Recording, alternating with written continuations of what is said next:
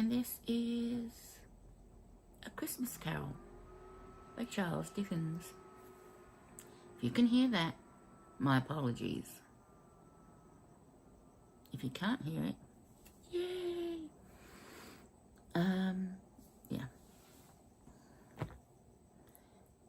Stage 1, Chapter 1, Marley's Ghost. Marley had carped, that's for sure. His death certificate was signed by the clergyman, the doctor, the undertaker, and the chief mourner. That was Scrooge. Old Marley was as dead as a doornail. Though what is particularly dead about a doornail, I do not know. I reckon a coffin nail might be more dead myself, but who am I to change the narrative? Well, apparently I have. Just a little bit. Makes it easy to read and listen to. I digress. However you look at it, Marley was dead. He'd carved it, cactus, toast. Well and truly. You must be convinced of this. Marley and Scrooge had been partners for donkey's years, and neither had anybody in their lives other than the other. Scrooge was Marley's only friend, only confidant, his only business partner, the only executor to his will, his only anything. But even as best mates and workmates, Scrooge was not so cut up over his death that he wasn't able to make a deal on a rather cheap coffin and an even cheaper funeral. Scrooge was truly a tightwad. I wanted to say something else there, but, YouTube.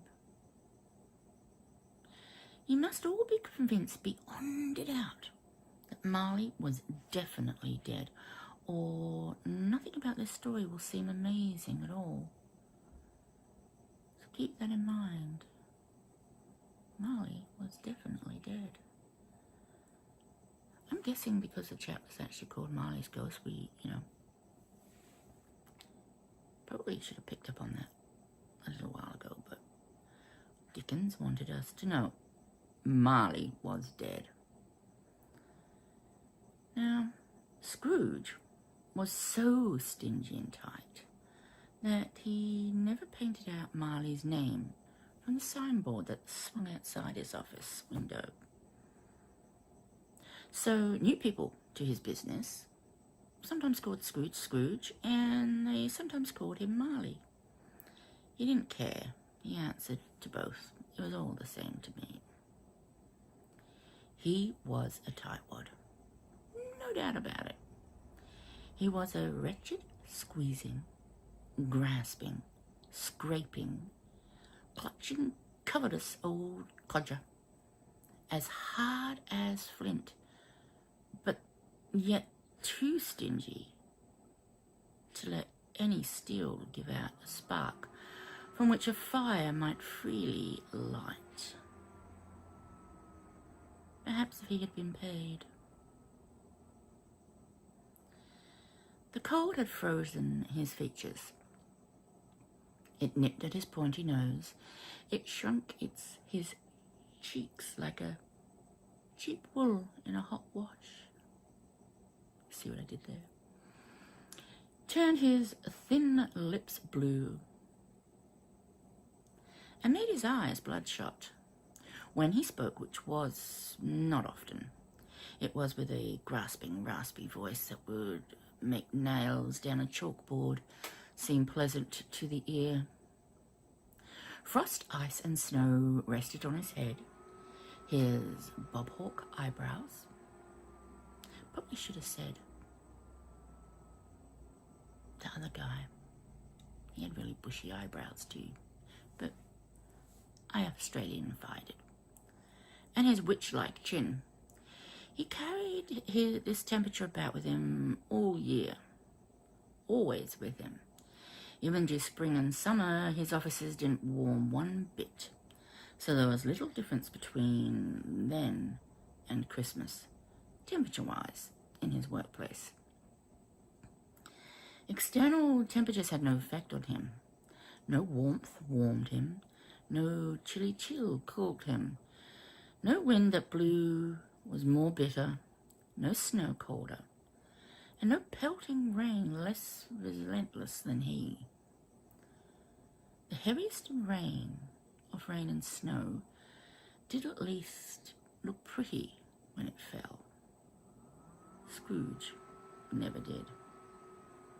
Unless it was down a flight of stairs. I added that bit. He had no mates. Nobody stopped him in the street to say, "G'day, old codger, how's things? You're going to come over for a beer soon," and a nana. Nana, not a nana. No street beggars even asked a coin of him. No busker sang a tune in hopes of he might toss a penny into his hat. He scared kids.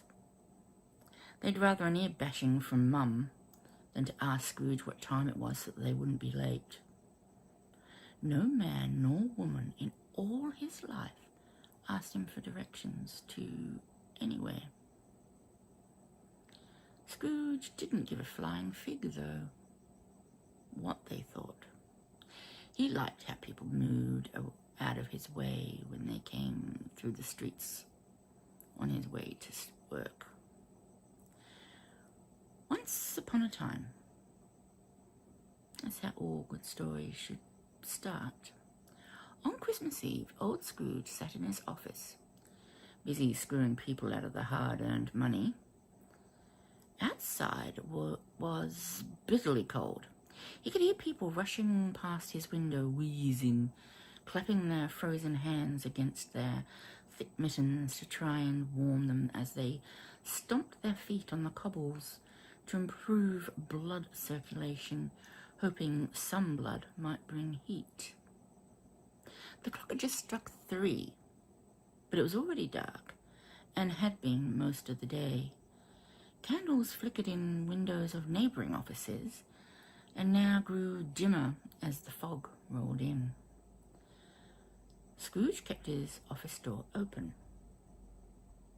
in order just to keep an eye on his solitary employee, who, unlike the other offices around, had but a single candle lit to work by. Scrooge had a very small fire in his office, but his one employee's fire appeared to be even smaller. Just one burning coal. Had the employee tried to retrieve from Scrooge's office another piece of coal, he would have been glared at and asked by Scrooge if it was not time for him to be given the sack. Thus, his clerk tried in vain to warm himself at the candle, but he had not enough imagination for that, and he failed. Suddenly, Scrooge was interrupted by a handsome young man in his outer office, who very soon was in his own office. Sparkling bright eyes, red cheeks from being in the bitter cold, and a fog poured out of his mouth as he spoke. "Merry Christmas, Uncle," said his nephew Fred. Scrooge, unamused, replied, "Bah, humbug." "Oh, Christmas a humbug. I'm sure you don't mean it." "I definitely do." "Christmas? Merry Christmas? What reason have you to be merry?" "How can you be merry? You're broke." Not to be outdone, his nephew replied, "How can you be such a miserable old fart? You're rich enough." "Bah, humbug again, I say," came Scrooge's only retort. "Oh, don't be cranky, Uncle. Why not, said Scrooge. I live in a world full of idiots who all go around greeting each other with Merry Christmas this and Merry Christmas that. It holds no meaning, especially for you. It's just another day in which you haven't made any money for yourself. If I had my way, every drongo who goes about wishing people a Merry Christmas should be made to box naked with a kangaroo and buried with a stick of holly through their heart. Oh, Uncle, pleaded Fred. Scrooge mocked back.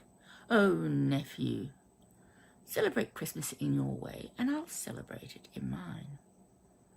But you don't celebrate it, said Fred. Crikey, then let me leave it alone.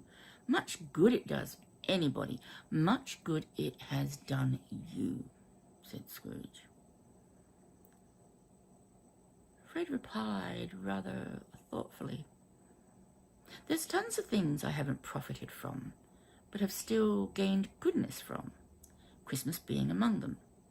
Christmas is a time for being good and generous. It's a time for forgiving, being kind, charitable, and for celebrating baby Jesus. Scrooge is just about to say bah humbug again, but thought better of it. It's the only time of year that we are all so cheerful that we forget our problems. We smile at strangers, and we become one race and nation. It's true it has not put any money in my pocket, but I believe it has and does do me good every year. Cratchit in the outer office applauded, but stopped suddenly when Scrooge's stern gaze fell upon him. Make another sound, Cratchit, and you'll be on the dole queue before the day's end. Then to Fred he said, You should go into politics. You're about as full as gas as any of them. Oh, don't be mad, said Fred. Come and have Christmas lunch with me and the missus. Why? Why not? And Scrooge changed the subject. Why did you get married?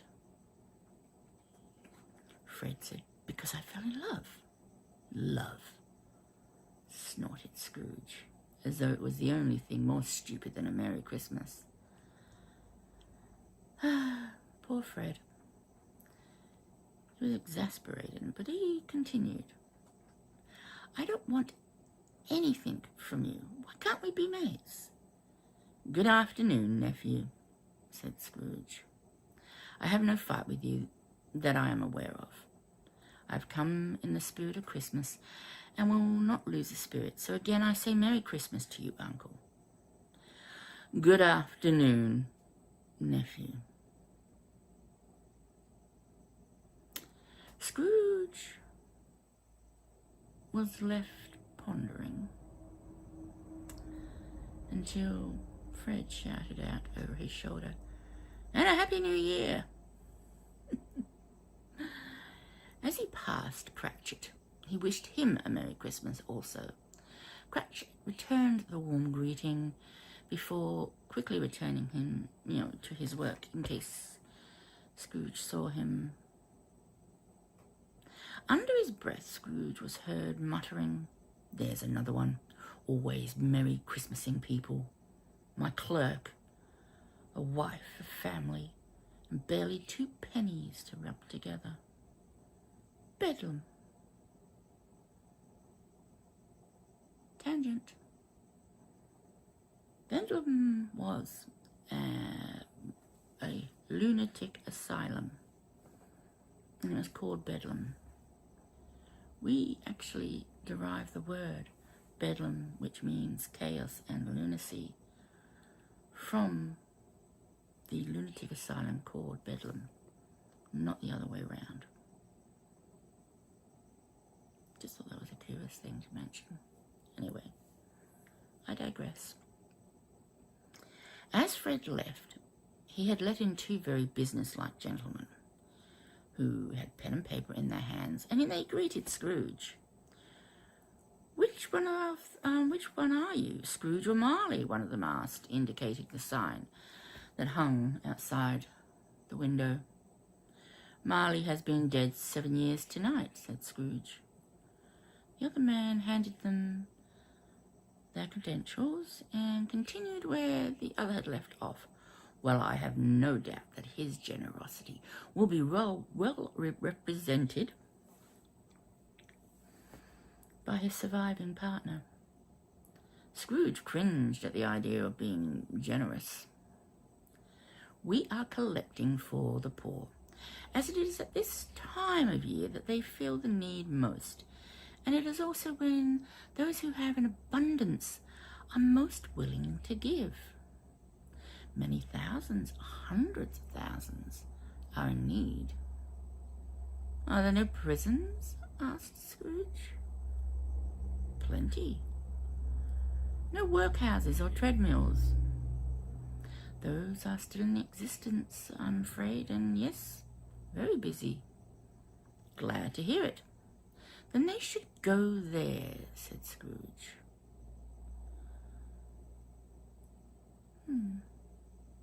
The places you speak of are not exactly filled with Christmas spirit. They offer no Christian cheer, warmth, meat, or drink. We are asking those with an abundance to make a monetary gift. What shall I put you down for? Nothing, said Scrooge. Ah, said the second man, you wish to remain anonymous. Not a problem, mate. No, I wish to be left alone. I do not celebrate Christmas and cannot afford to make idle dole-bludgers merry. Let them go to the establishments that my taxes pay for that I previously mentioned. Many can't go there, and many would rather die, said the first man again. Well then, if they'd rather die, they had better do it and decrease the surplus population. Anyway, how am I to know about that? You might know it if you asked, replied the first man, who was now becoming quite annoyed. It's none of my business. I have enough to deal with running my own business to stick my nose in the affairs of others. Good afternoon.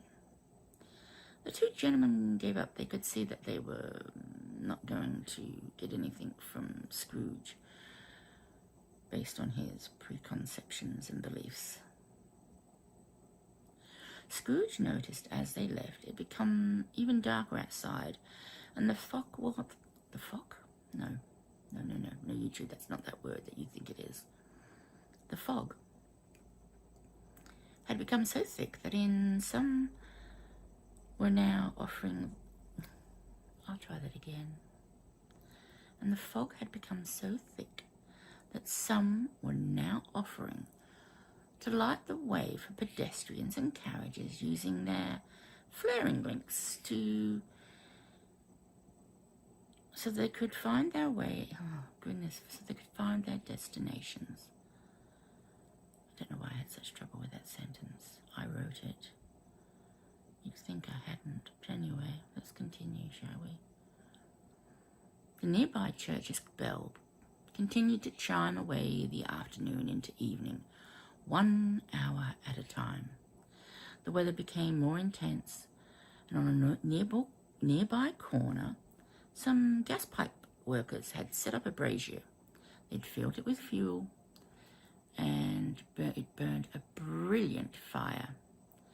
The ragged men and boys of the street gathered around to warm themselves without the usual shouts of "Sod off, you lazy bums." It was Christmas. All the other shops and offices, except Scrooge's, had increased the number of candles burnt, so much so that it made the cheeks of passers-by glow red. The poulterers and the grocers were making money hand over fist, selling last-minute Christmas food, drink, and gifts. The Lord Mayor had as all Lord Mayors before him, gave his 50 cooks and butlers orders to assist to keep Christmas by allowing his staff and his facilities be used for the poor to prepare and cook their Christmas food. It had become so dark, cold and foggy that one young red-nosed kid who might have been mistaken for a skeleton didn't notice the name above the door, or he might have thought twice. He bent down to the keyhole of Scrooge's office and began to sing. God bless ye, weary gentlemen, may nothing you dismay. Scrooge grabbed his ruler from his desk and with a burst of energy rushed to the door, scaring the kid off. It was soon closing time, and Scrooge left his desk and office. He seemed even more ill-willed than normal, if that was at all possible, as he addressed his clerk. I suppose you will be taking the whole day tomorrow. Well, yes, sir, if that's okay. It is not okay, nor is it fair. If I stopped your wages for it, you'd whinge about being used. But nobody thinks I'm being used when I have to pay a day's work, pay a day's wage for no work. Cratchit smiled. It's just one day a year.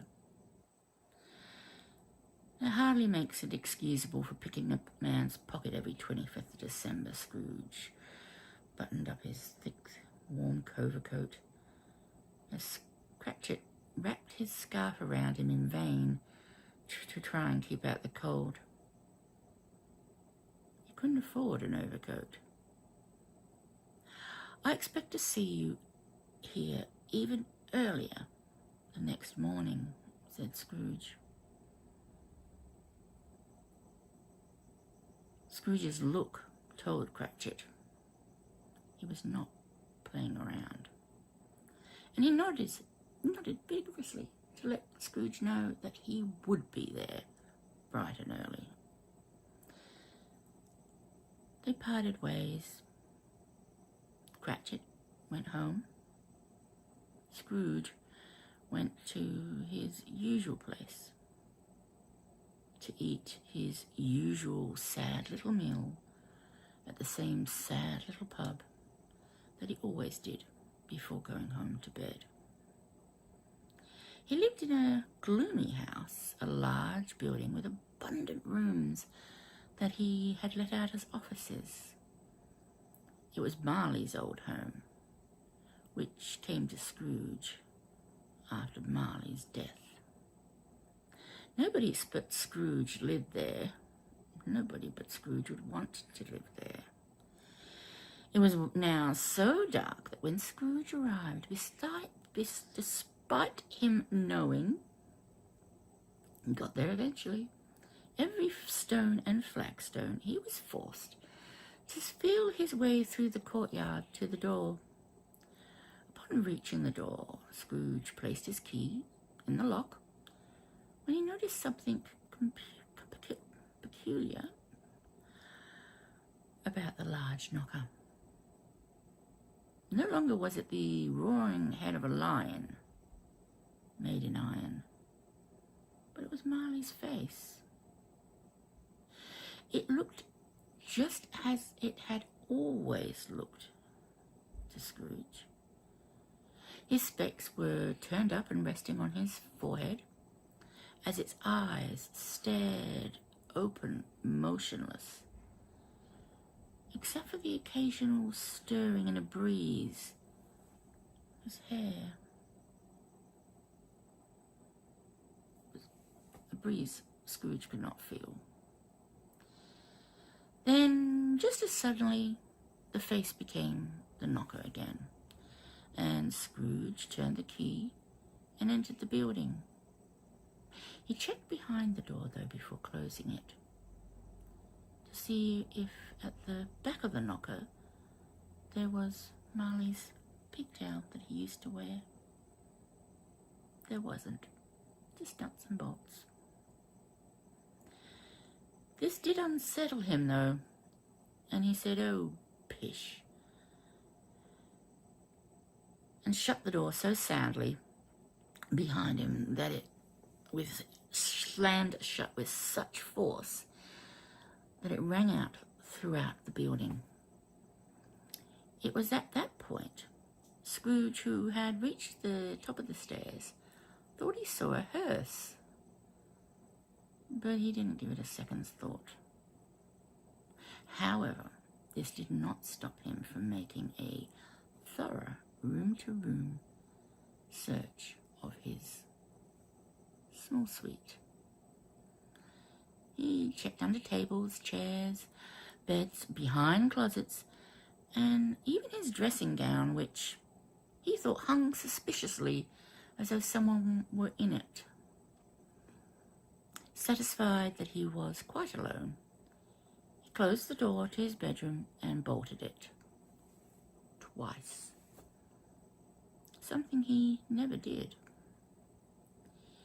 He removed his cravat, put on his slippers, dressing gown, and nightcap, and sat himself in front of a small fire in a fire grate, decorated with fine blue-white Delftware. Not his addition. They were placed there by a previous owner, a Dutch merchant. As he tried to garner some warmth from the fire, he rested his head back in the chair.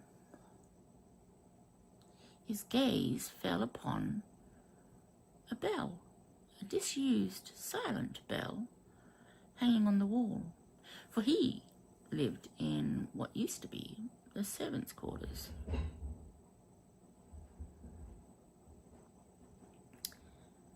Scarcely believing his eyes, it began to swing, as did the bell next to it and the one next to that. For a full minute, the bells in all the building rang ferociously. Then, stopping dead, they were silent again.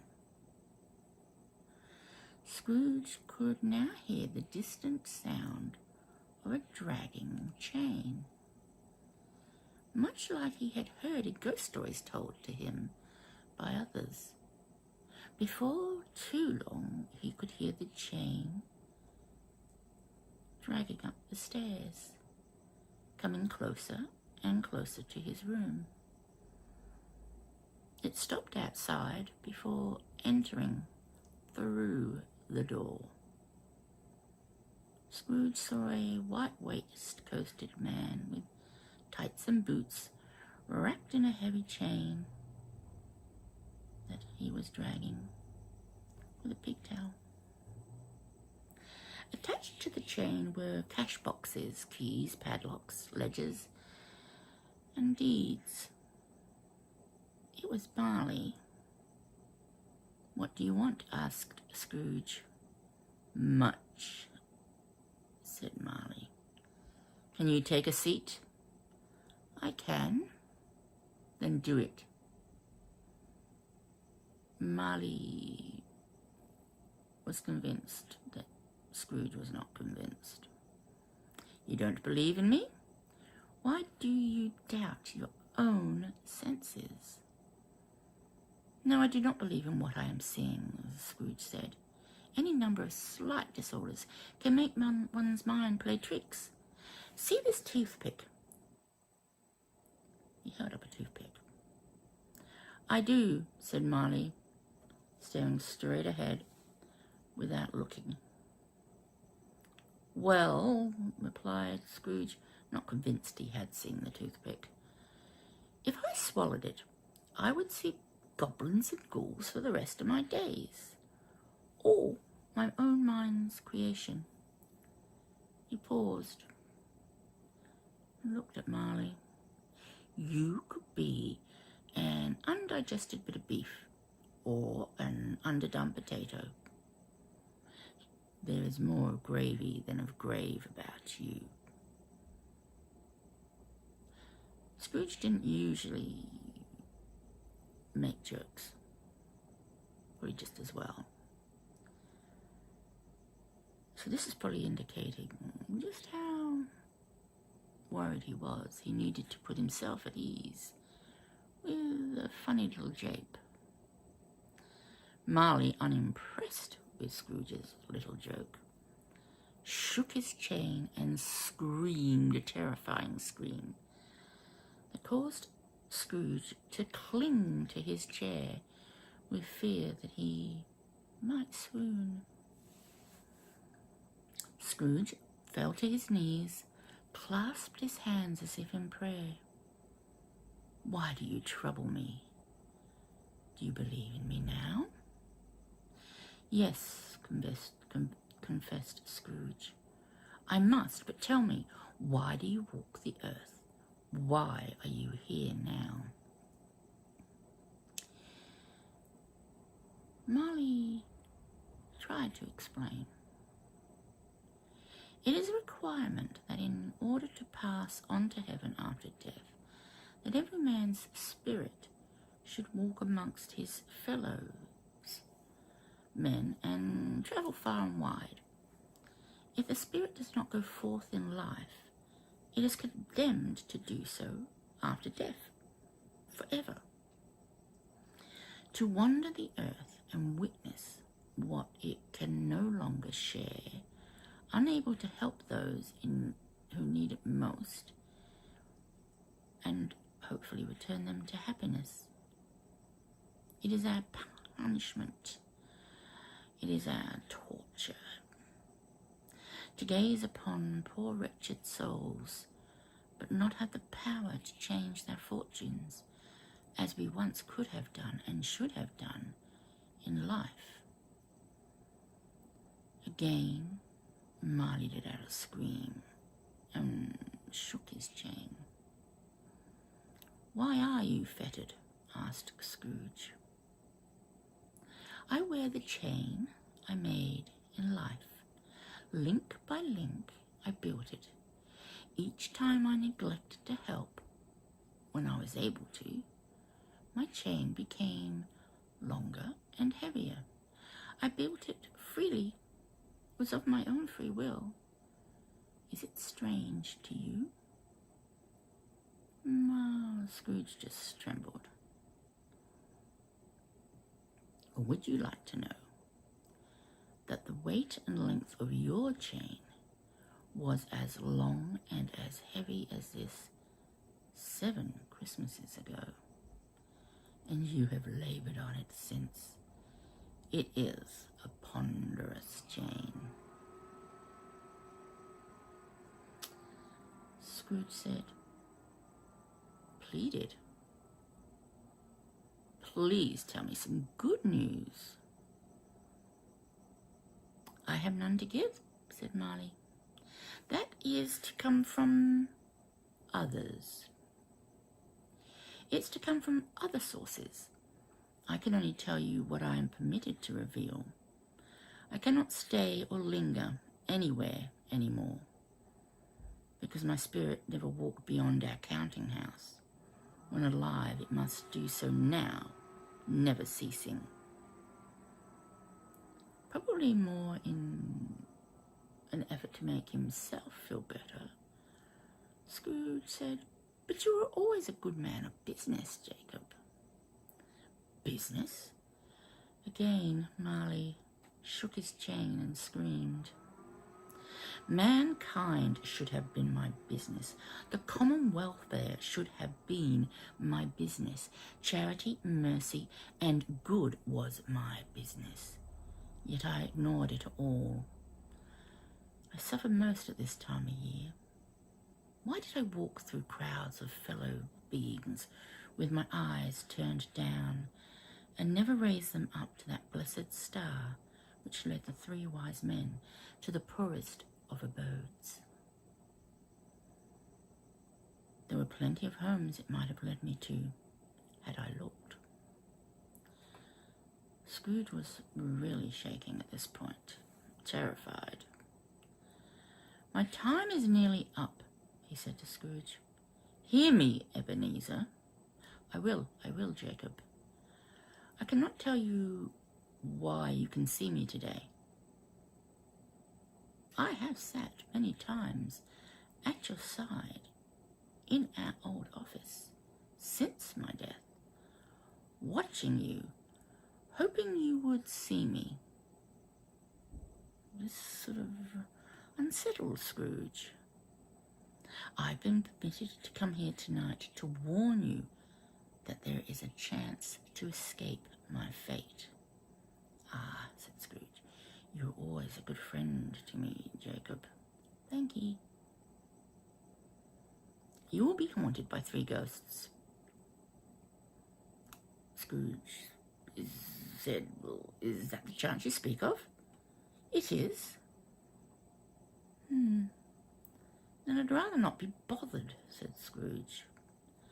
Without them you have no chance to escape the fate which already awaits you. Expect the first tonight when the bell tolls 1. Could they all come at once and be done with it?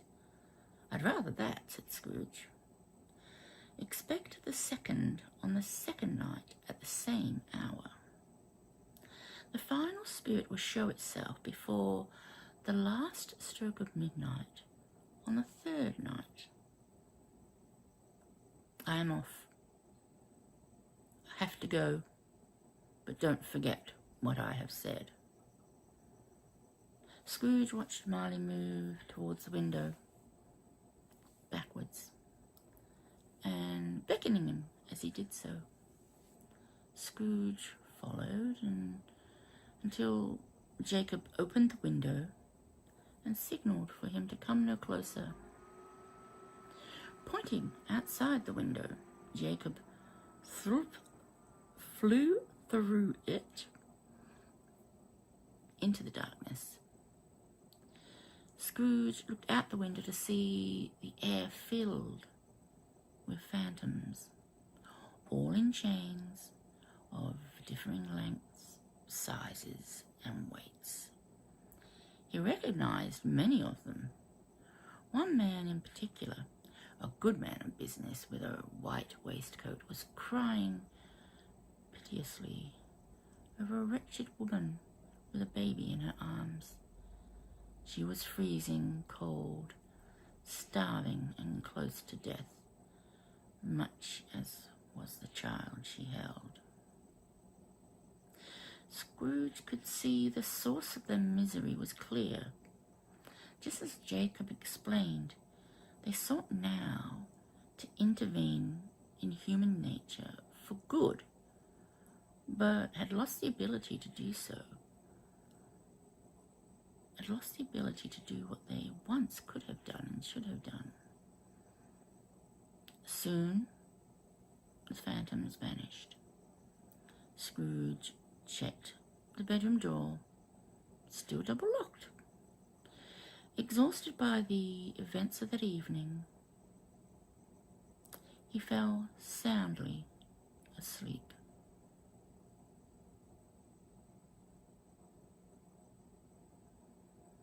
That's the end of chapter 1.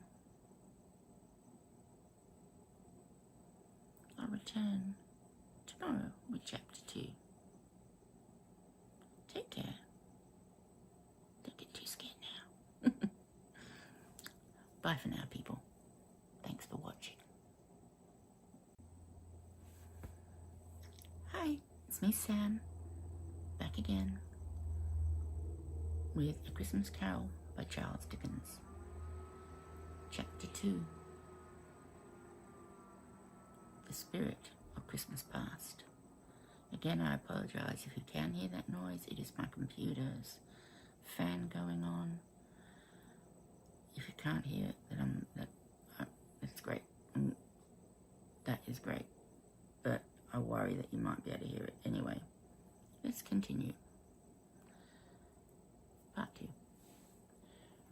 When Scrooge was awoken, it was dark in his room, and he couldn't tell the difference between the solid wall and the transparent window. no matter how much he narrowed his ferrety little eyes to try and focus. The clock had just struck the 3/4, so he waited to find out what the hour was. In bed, Scrooge lay. He thought and thought over and over in his mind about what had happened the previous evening, trying to make sense of it all. But the more he thought, the more confused he became, until he decided that he probably shouldn't bother thinking about it.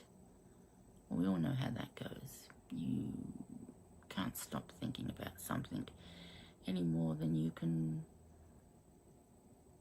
stop the breeze on a sunless day. Was it a dream or not? His mind kept asking him. And no matter how much he tried to ignore the question and sleep, the louder it got. Then he remembered Marley had warned him of a visit of 3 spirits, the first to come at 1. He waited with more anticipation for the tolling of the hour by the church clock. Laying there, he surrounded by his closed bed curtains, he waited.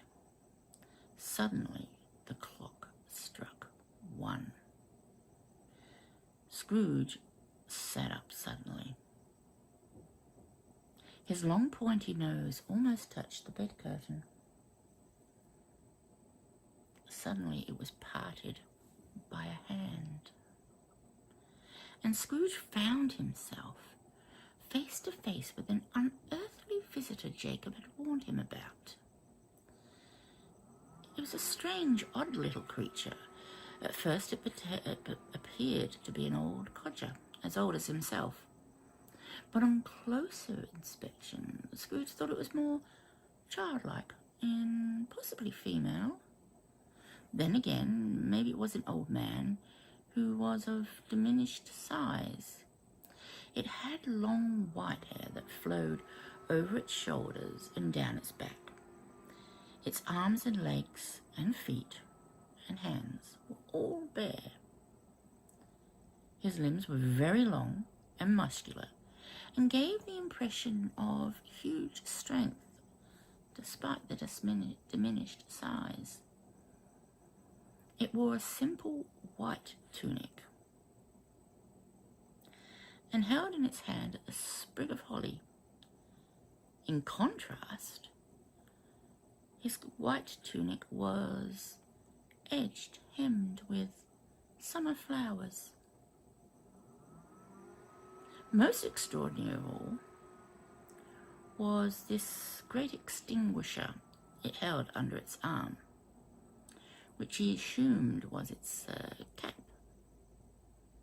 Its sparkling, lustrous belt shined, and its body came in and out of focus, as its body seemed to flicker in the huge light that shone out on the top of its head. Imagine the Tin Man's hat, but bigger, and not a funnel.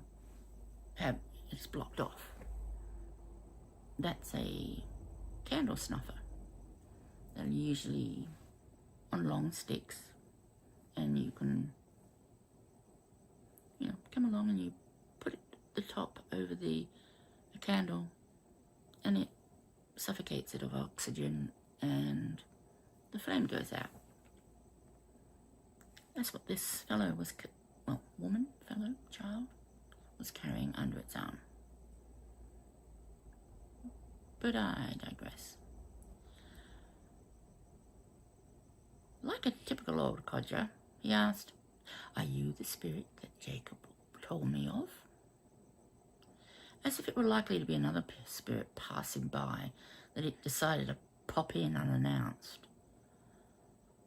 Really, Charles. Not Charles Darwin, Charles Dickens. "I am," said this voice, soft and kind, low as if it were some distance away and not right in his face. you and what are you? I am the ghost of Christmas past. Long past? Asked Scrooge. No, your past, it replied. For some unknown reason, Scrooge had a sudden urge to see the spirit with its hat on, and asked it to cap itself. What? Said the spirit, as though it were Oprah Winfrey interviewing Meghan Markle. What? Sorry, I just had to throw that in there, because that's quite funny. And it's probably exactly how the spirit sounded. Why should you so soon put out the light I give? Is it not enough that you are one of those who made me make this cap and force me to carry it through the years and wear it low over my eyebrows? Scrooge vehemently denied ever having made anything for the spirit, nor having ever forced the spirit to wear the cap at any point in his life up to that moment. When asked, as bravely as he was able, he then asked, as bravely as he was able, what business brought you here, spirit? Your welfare, explained the ghost. Again, being as polite as possible, as the spirit was a stranger to him, and this was the 1800s, he expressed his gratitude. I'm much obliged, he said, but I feel a solid night's sleep might serve me better.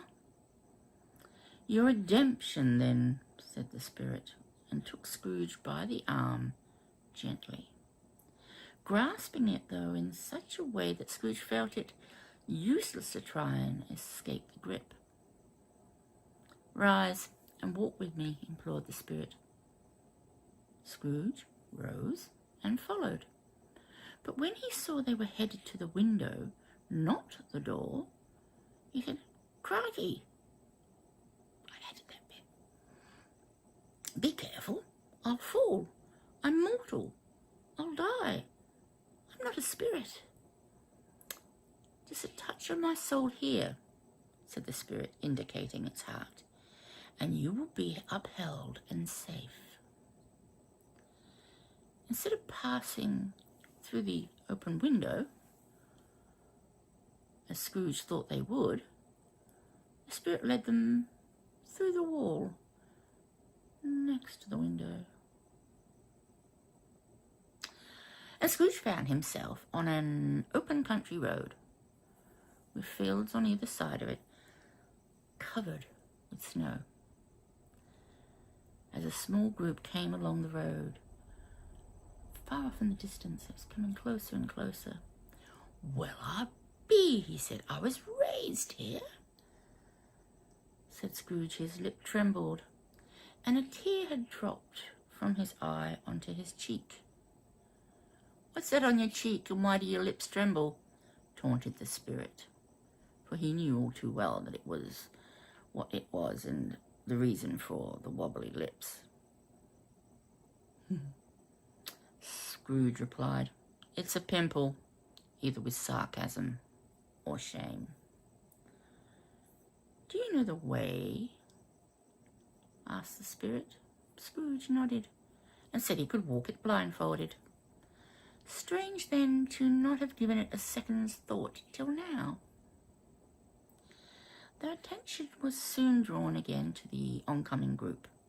Scrooge became very excited all of a sudden as he recognized them. There were boys on horseback and some in farmers' carts, and Scrooge shouted out to them one by one, all by name. The spirit thought it pertinent to explain. These are shadows of things that have been. We cannot be seen nor heard. Scrooge's eyes continued to glisten, and his heart leapt with joy as they passed him, though he could not understand why, or explain why hearing them say, Merry Christmas to each other as they parted at the crossroads for the various homes brought him glee. School is not empty, is it? The spirit inquired knowingly. A single child, ignored by his friends and neglected by family, sits there still. Scrooge nodded and sobbed. Soon they arrived at a red brick mansion, which had seen better days and threatened to fall down about them. Along the entire way to the building, Scrooge was regaling the spirit with joyous shouts of, "I know that field, I did this in that field," or "I recognize that bench." Together they entered the great hall. They crossed it and entered through a door at the rear of the hall, which was filled with benches and desks, all in rows. At one desk sat a lone boy, reading near a feeble fire. Wonder if that's where he got the idea of feeble fires from. Anyway, Scrooge wept as he sat next to the younger self to see what a poor, forgotten, wretched creature he was once.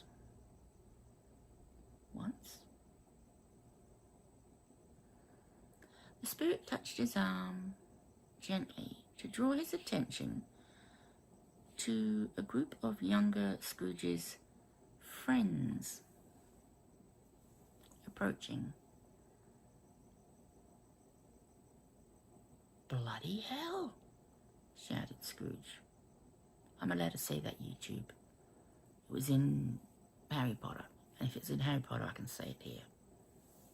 It's a very, very, very British thing to say. "Bloody hell!" shouted Scrooge in astonishment. "It's Ali Baba! I remember, he did come to see me one Christmas. And look, Valentine and Orson. And the parrot. Oh, poor Robin Crusoe. And Friday. Of course, they are not there. They're only there in your child's eye. Not real at all. We see them because you saw them as a child. No, nothing more, no. For no other reason."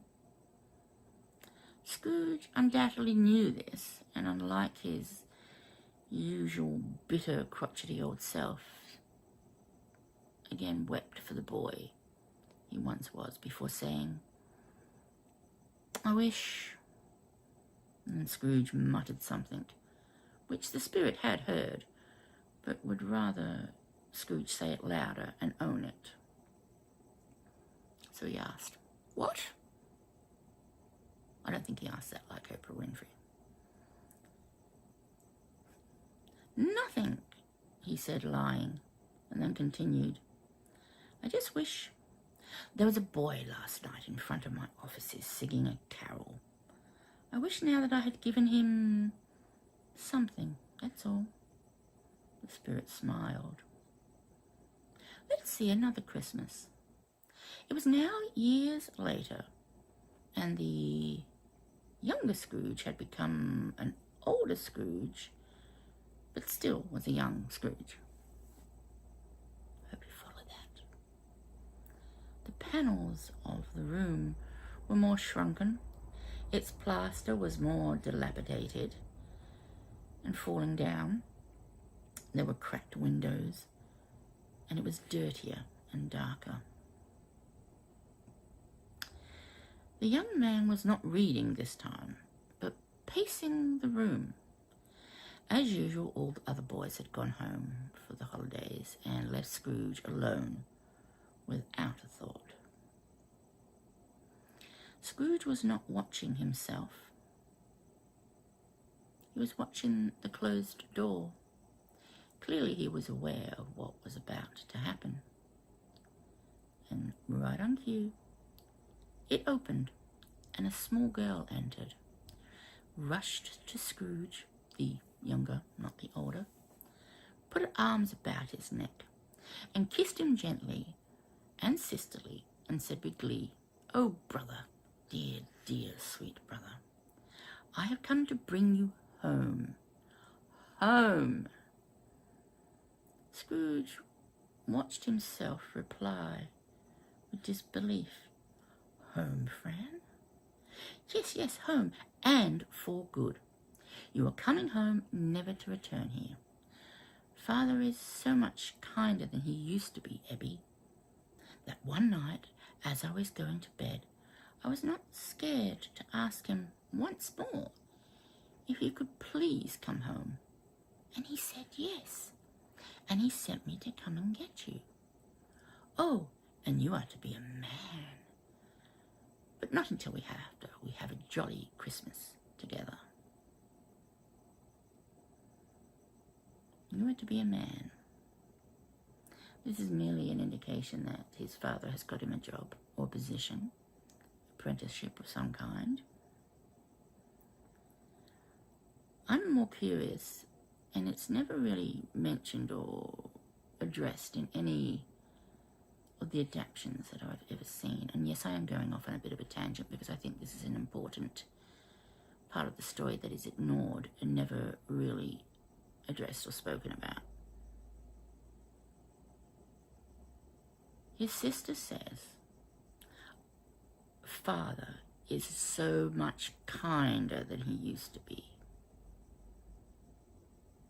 I was not scared to ask him once more." How terrifying was this man? Was he cruel? Did he beat Ebenezer as a child before he went off to boarding school? I mean, we'll never know because Dickens is dead and can't explain that part of the story. But this is one of those paragraphs that really gives me some sympathy for Scrooge.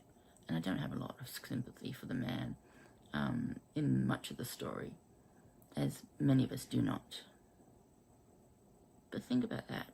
In this day and age, if a child had been neglected and abused by his father and sent away, the authorities might have stepped in. Anyway, I digress. Ebby, as his sister called him, hugged Fran with all his might, and together they laughed as in the distance they heard the schoolmaster call for Master Ebenezer's trunk to be packed and brought down immediately. Neither young Scrooge nor Fran cared much for the schoolmaster, but young Ebby did as was custom, shook his hand and thanked him for his imprisonment. They took tea with him and had stale cake, whilst his trunk was packed and placed on the coach and secured for their journey home. The spirit now turned to Scrooge and said, "She was always a delicate creature, but she had a heart of gold." Scrooge nodded. "I'll not deny it. She was a fair dinkum, true blue Sheila, if ever there was one." "She died a woman," said the spirit, "but had children, I believe." The ghost knew full well she had just one child. "Only one?" said Scrooge. "True, your nephew Fred." See, she knew his name. "Yes," replied Scrooge with an uneasiness building inside him. No longer in a country manor house, Scrooge found he and the spirit were now at another familiar place. "I know this place," he said. "It's old Fezziwig's. I was an apprentice here." Did you see that? I was attacked brutally in my own home by a mosquito-y natty thing trying to go up my nose. He gasped. Just sitting here trying to read a story, I don't know. Sorry, let's go on. Well, damn, my nose is all itchy. Now you made me lose my spot wherever you are. The spirit led them inside where they watched as Mr. Fezziwig ordered 2 young men to stop work and ready the place for the party. Though one was much older than the Scrooge of the last vision, he was clearly the same man-child. And he did as he was asked. Together, he and the other apprentice boarded up the windows with shutters, cleared away all work desks and benches, and made room for tables of food. "That's Dick Wilkins," explained Scrooge to the spirit without being asked to. "He was very close to me, he was. He looked up to me, he did." As with most things, Scrooge, I often wonder, did he really, or was that just Scrooge's interpretation? We shall never know. As they watched on, the 2 young men transformed the work office into a bright, warm, and cheerful ballroom, party ready on a winter's night. At that moment, in poured a stream of family and guests. First came Mrs. Fezziwig, followed by her 3 daughters, all dressed in their finery. Following them came no less than 6 suitors, all of whom had had their hearts broken by the 3 girls. Then came all the men and all the women that worked in the warehouse, then those who worked at the house. The maid came with her cousin, the baker, the cook and her brother's friend, who happened to be the milkman. They all came one after another, some boldly, some more shyly, some gracefully, and some just outright pushed their way through. Shortly the party began, and they danced to the fiddler's music, and when he rested they played games. Forfeits. My best recollection or explanation of forfeits is a game where any game in which you forfeit your participation by giving a wrong answer, not getting a seat like in musical chairs, those sorts of games where people are knocked out one by one. That's probably the best way I can explain forfeits. Okay. Then they had more dancing. Finally there came a huge roast, a cold boiled ham, mince pies, and beer.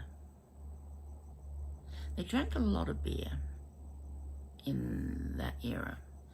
Beer was actually drunk instead of water, as I know I'm boring you with history, just learn. I'm a bit of a history person. I love history. But beer was drunk because it was cleaner than the water. Imagine, no sanitation, no clear water, they had water pumps in the streets, but no turn-onable, offable water in the homes at this point. So beer was made because of the process that creates beer. It kills all bacteria, and thus it is, if it's made right. So not all beer is necessarily bacteria-free, but yeah.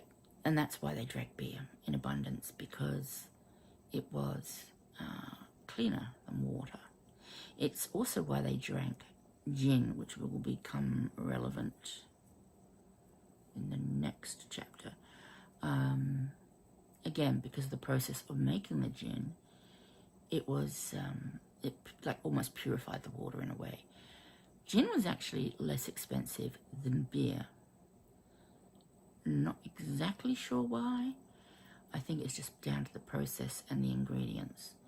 But yeah, gin was more abundant. So to be offering beer at a party, you know, Fezziwig was really putting on quite a show. I digress. They ate until they had their fill, and the fiddler was rested enough to play once more on his fiddle to the crowded room. Before too long, the clock struck 11, and the ball broke up, and Mr. and Mrs. Fezziwig took their places on either side of the door. And that word doesn't exist, Sam. What did you write?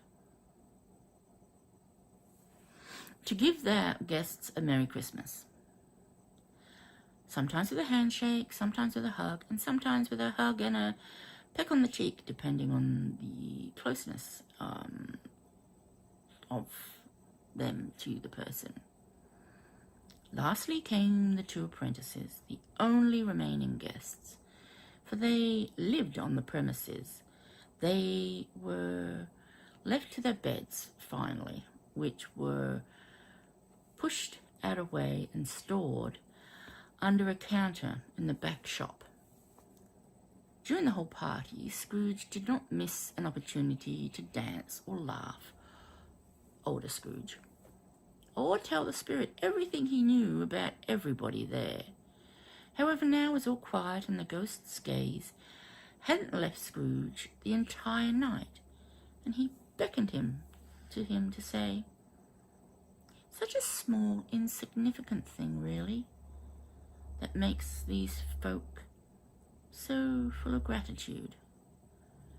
His words, that he had chosen very well, had the right effect on Scrooge, older Scrooge, and he replied indignantly, "Small?" The spirit then signalled for him to listen to the apprentices, as they were now in deep conversation. They were both pouring out praise of Mr. Fezziwig and his generosity at supplying such a wonderful time, dance, food, and drinks. "Such praise for a single man, is it not?" said the ghost. "He merely spent a few pounds of your mortal money. Does he deserve such praise?" Scrooge was angered by the comment, and a little surprised that he had to explain such things to the spirit. And so, speaking more like his younger, older self, not his old, current self, he said, "It isn't that, spirit. He has the power to render us happy or unhappy, to make our service light or burdensome, a pleasure or a toil. To say that his power lies in words and looks, in things so slight and insignificant that it is impossible to count them all up, what then? The happiness he gives is quite as great as if it cost him a fortune." No sooner had Scrooge spoken the words that he understood what he was saying, that he wasn't explaining a thing to the ghost. He was explaining a thing to him. He glanced at the spirit. "What's wrong?" the spirit asked. "Nothing," said Scrooge, "except I should like to have been able to have a word or two with my own clerk just now. That's all. My time grows short." "Quick," said the spirit, and immediately they were in a park. Once again, he was present, his younger self, but older still again. Though much older again than the previous one, he wasn't as old as Scrooge. And he was not alone. He sat beside a fair young girl in a mourning dress. whose eyes were filled with tears as she was speaking. "It doesn't matter to you that another idol has replaced me." "What idol?" said Scrooge. "A golden one," she replied. "This is the way things are in the world," Scrooge was trying to explain to the girl. "There is nothing so hard to endure in this world as poverty. We both know it. Yet everyone seems to condemn those who seek out wealth in order to lessen the pain and suffering that the poverty might bring them." "You fear the world too much, Ebenezer. I have seen all your nobler aspirations fall to the wayside, one by one, until none are left except the master passion, gain. Gain engrosses you, and I have not." "Well, so what then?" he said. "Just because I have grown wiser, I haven't changed towards you, am I?" The woman nodded. "Yes, you are. Our contract is an old one. We committed to one another when we were happy and poor, and content to be so until we were able to improve our situation through hard work and patience. You were a changed man when we met, a different man when you proposed." "I was just a boy."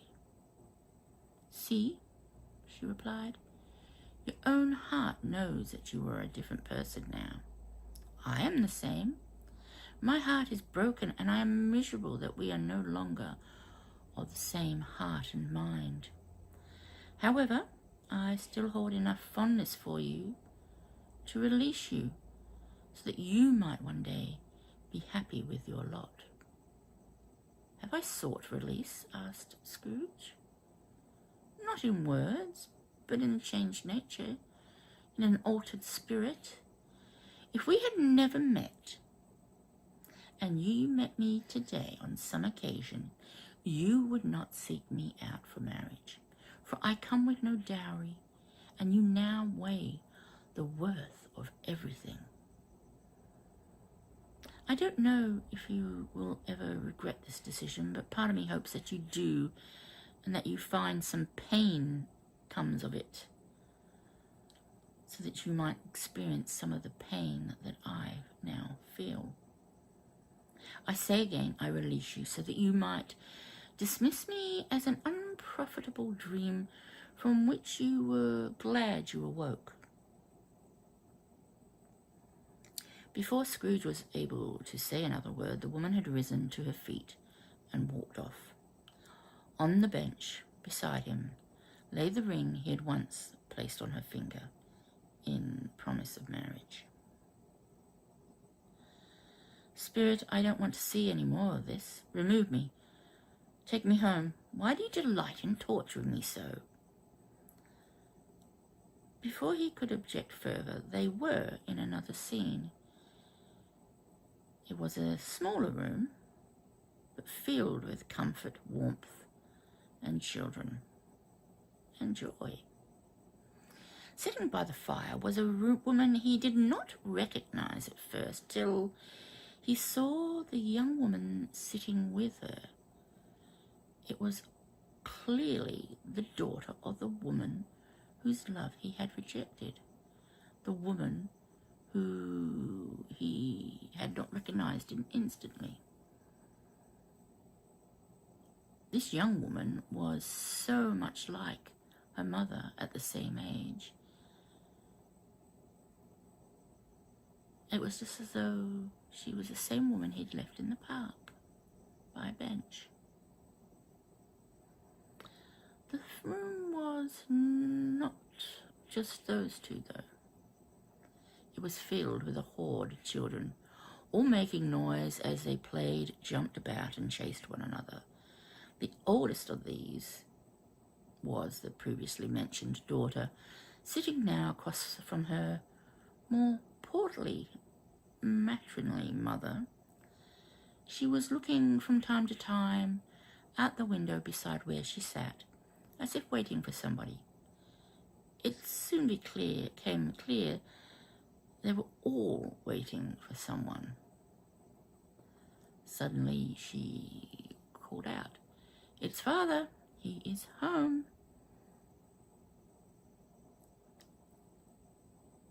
Very soon the children's father and a man, laden with gifts wrapped in brown paper and tied with string, entered the cozy room.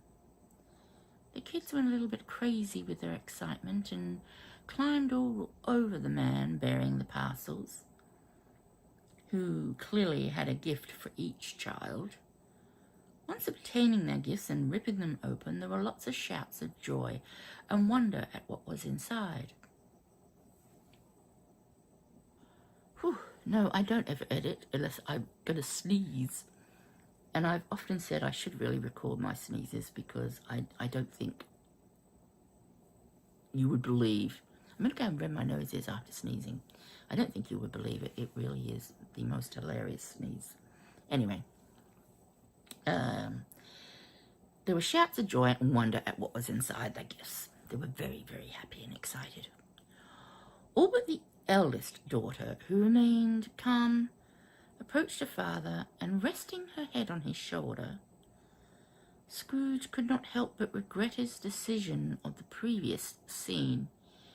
He whispered that he wished he had a daughter as such as the young woman he saw now, doting on him and being there for him in these his later years. The girl's father reached into his pocket and brought out a small box for his daughter, a token, no doubt, that might hang from the ears or the neck. The father then turned and, speaking to his wife, Belle, explained that he had passed by Scrooge's office to find the man still at work. Belle just sighed. There he was, Belle, while his partner lay dying, going over books and counting money, quite alone in the world. If not yet, then very soon. His partner is not expected to survive the night. Scrooge had heard enough. "Remove me now," he demanded. "Haunt me no longer." Then Scrooge took it into his head to grab the extinguisher cap from the spirit and, placing it on top of his head, not Scrooge's head, on top of the head of the spirit, he pushed it down as hard as he could, trying to extinguish the flame. The spirit immediately shrunk in size, and he pushed harder and harder until there was a mere streak of light between the bottom of the snuffer and the floor, spreading out across the floor.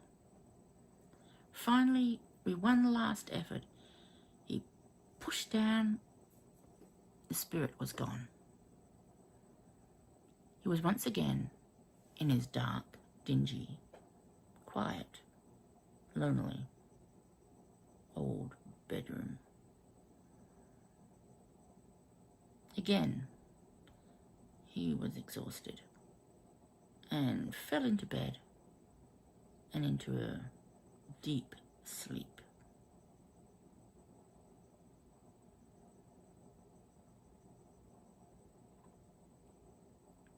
That's the end of that one. Tomorrow, Ghost of Christmas Present. And this might be a long one. I really needed to cut this one down.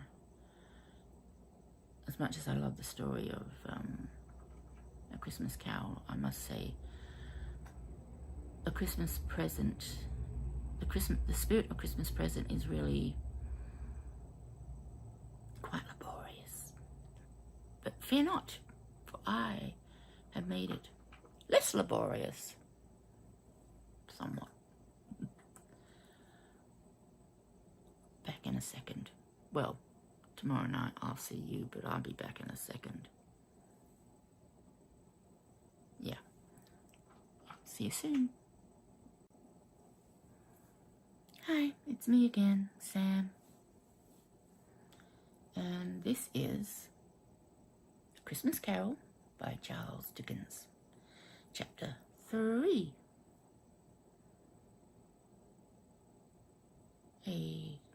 The Spirit of Christmas Present. Scrooge awoke himself with a rather loud, snorting snore and sat upright in bed. Now you know what that sounds like to me? Sleep apnea. I really believe he could do with a CPAP, but I digress. He looked around him to see if he could determine the time. As he yet had no idea, the clock was about to strike 1 again. Scrooge had decided he wasn't going to be caught out again. So, in order to get the upper hand, he opened all the curtains, all the bed curtains around his bed, of his 4-poster bed, and sat with his back firmly against the headboard before checking the time. It's history time. I'm sorry. I do have a little bit of history and knowledge of beds and 4-poster beds. Can I share it? Why am I asking? You know I'm going to share it anyway. In this era, one of the most expensive yet most important pieces of furniture that any couple would get or be given was the bed. And often, because beds were so expensive, they were passed down. So a mother and father might give their bed to their daughter when she married, and get themselves a new one made. It was just the way things were. They were very expensive, and you can imagine why. I mean, those 4-poster beds, some of them are so glorious with the carving and everything, and it was all done by hand. You know, there was no machine to, etch out the beautiful carvings of roses or flowers or ivy or whatever it might be that was on them. So, yeah, very expensive. And the 4-posters were created so that they could have a canopy on them. That was initially thought to be so in case the roof did leak, that the canopy would protect those in the bed. The curtains, bed curtains, had a few purposes. One was privacy, because mummy and daddies do what mummies and daddies like to do.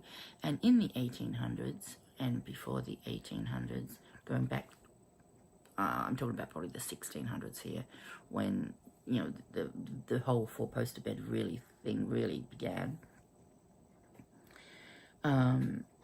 Everybody would sleep in the same room. It was a safety thing. Going back, into the 1600s and whatnot, farmers, or people who worked on the farm and were servants or waifs to the lord of the manor, would sleep in the great hall of the lord of the manor. This was partly for protection in case their farm got raided in the night, but it was also sort of a duty, really, that every lord or every landlord had to provide for their waifs, for his servants, for his peasants, for his slaves. And so they would sort of usually sleep in a great hall, and they would grab a big sack of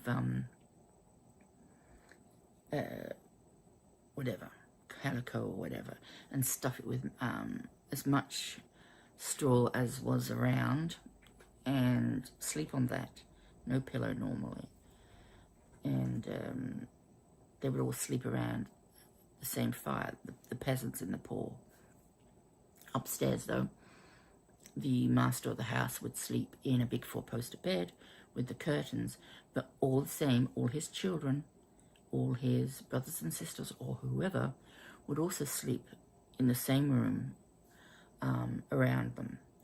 and the curtains offered, obviously, privacy from Mummy and Daddy to do what Mummy and Daddy needed to do to create new siblings, to keep on, so they had someone to work in the fields and whatnot.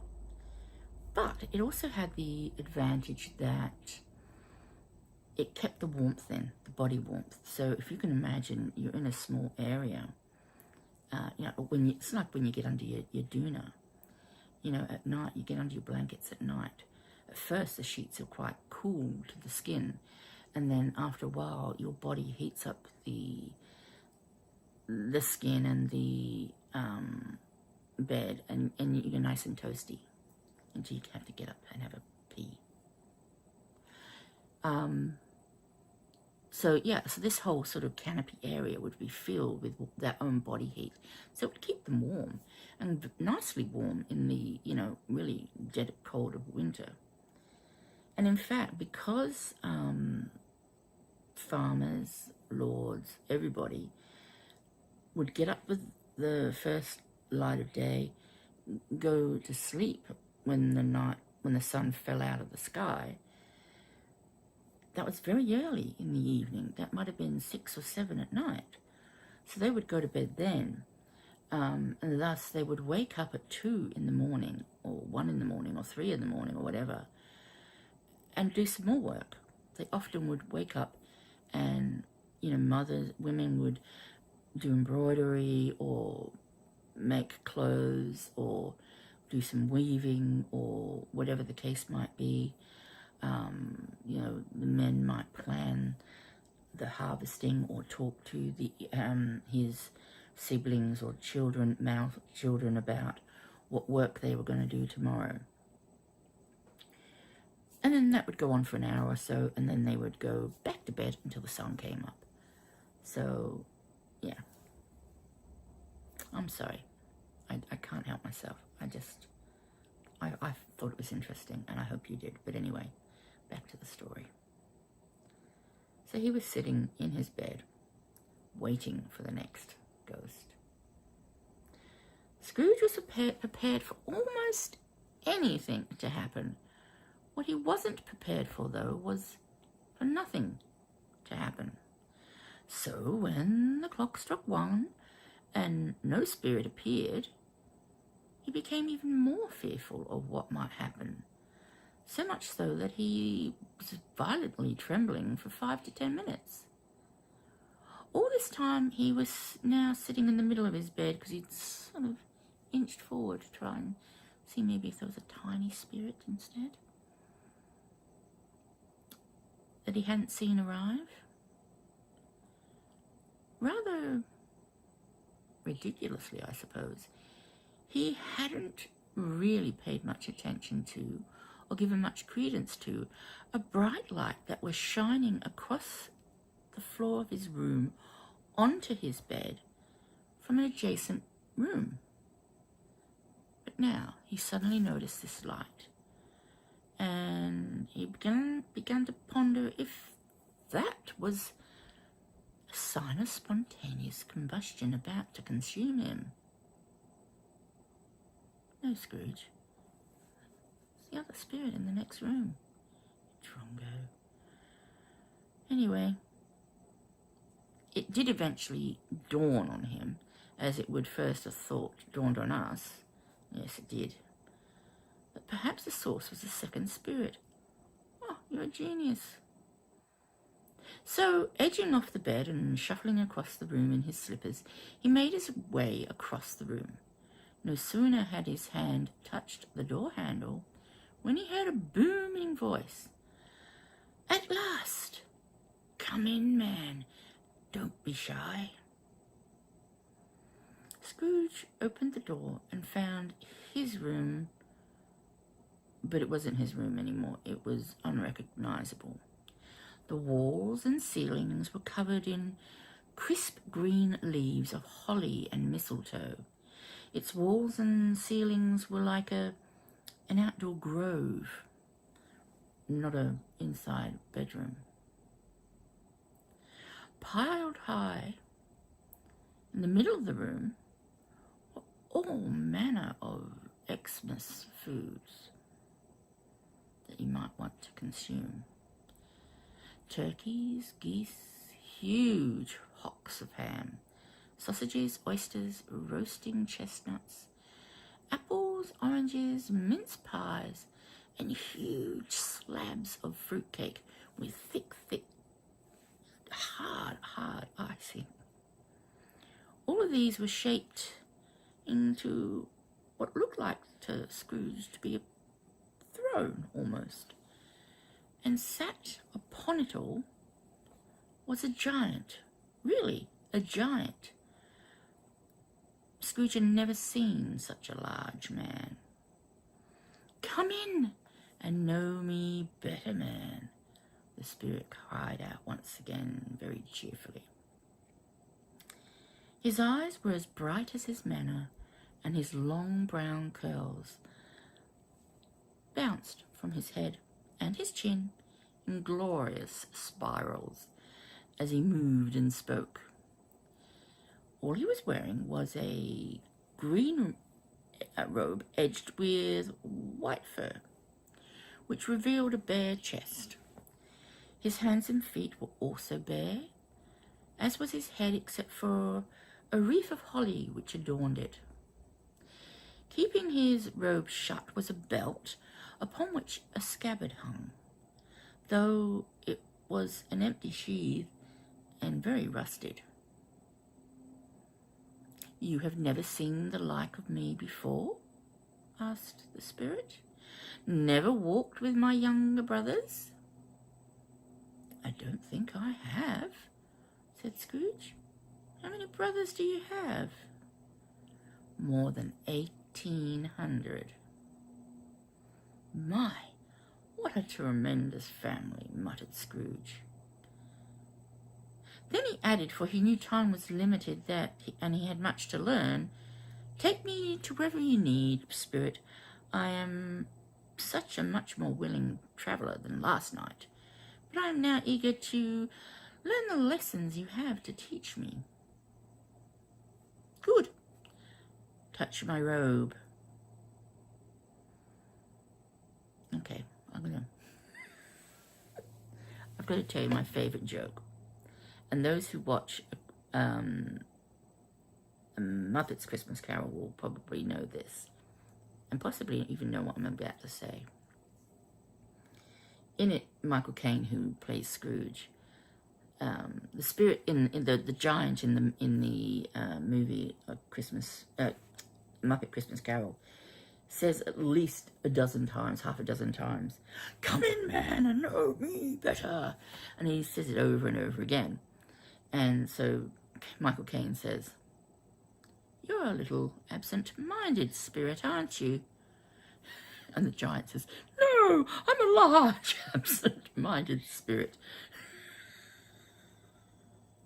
I'm sorry. I can't help myself. That just makes me laugh. It's the most stupid joke, but it just makes me laugh. But anyway, back to the story. My mind really is about this small. It's so easily entertained. Anyway, I'm sorry. I digress. Did he say, "Good, touch my robe"? I can't remember. I'll say it again. "Good, touch my robe." As soon as Scrooge touched the robe, his room had returned to its previous state, dilapidated and dirty and horrible, and he was suddenly in an unknown street filled with horses and shops. On top of the roofs were young men and boys with snow shovels, shifting the large drifts of snow on the slanted roofs into the streets, lest they should break through the ceilings of the houses below. The boys were busy making merry and tossing snowballs in glee, not anger, laughing riotously whenever they hit their target, and even louder when they didn't hit the target.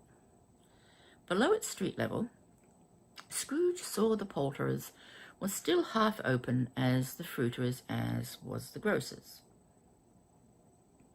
Scrooge watched as a stream of people came in and out of the various shops with their baskets, bumping into each other, some accidentally leaving their purchases on the counter in their absent-mindedness, and having to rush back to collect them from well-meaning shop clerks who were about to chase them down to give them their wares. Before too long, the church bells began to strike, and even more people appeared from nowhere, in their finest Sunday clothes, to attend Mass on this holy of holiest days. Among the queues of people at the poulterers with their baskets of uncooked goose, or whatever it was they could afford, an occasional disagreement broke out. Scrooge noticed that the giant took this rather large cornucopia, tipped it up above the men, and sprinkled some substance on them. Instantly the men apologized to one another and declared how terrible it was to fall out on such a glorious day as Christmas Day. Soon the spirit was raising the cloth of the dining plates of the poor and sprinkling them all with some more of his substance. Scrooge asked what was in the concoction. Got no answer initially. The church bells had stopped, and the shops had closed, as young and old, rich and poor alike went to Mass. Scrooge took his time, and then he asked again what was in his special torch, his horn o' plenty, his cornucopia. It is the milk of human kindness, came the giant's reply. Why do you sprinkle it over the dinners? I sprinkle it over these dinners because, being the poorest, they need it most. With the streets now empty, the giant led Scrooge down a warren of streets he had never been, and leading him directly to a stranger's home, he announced, Bob Cratchit's. Before entering, he once again took out his torch and sprinkled the dwelling with much of its contents wherein. Inside was who Scrooge assumed was Cratchit's wife, dressed up in what must have been her best dress, though it was a twice-turned gown of dull colour, and not of the fashion the wealthier ladies wore. Tangent. Twice-turned gown. My grandmother used to do this, and I'm sure some of your grandmothers would have done this. Twice-turned collars, twice-turned cuffs. That's what a twice-turned gown is. It's basically the shirt or the collar would be worn and threadbare, and so the collar would be turned inside out so that it was no longer looking worn and threadbare, and it would look a lot newer.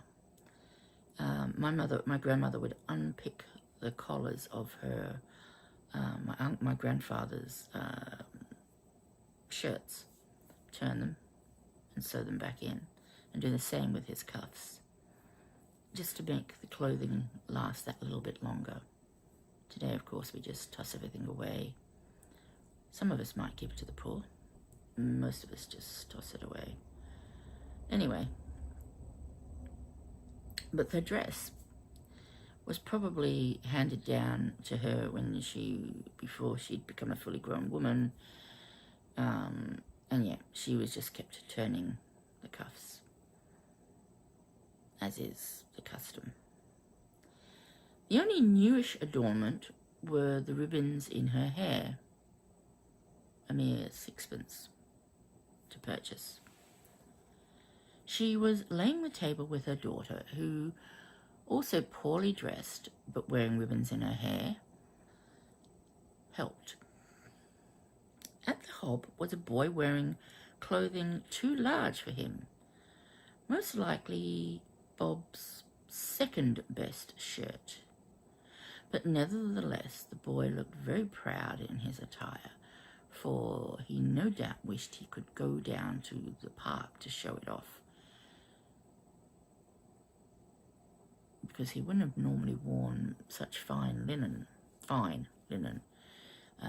to Peter, the Cratchit's eldest son. He felt he looked very fine. He was wearing grown-up clothes.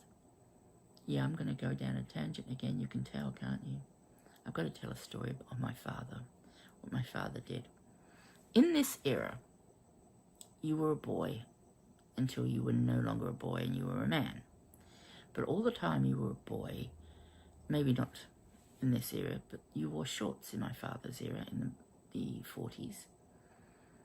And my father so wanted to wear long pants that he took a pair of his father's pants, my grandfather's,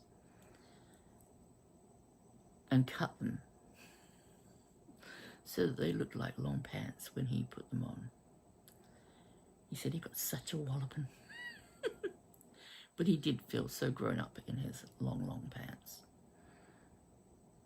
But in this era, wearing, fine linen or,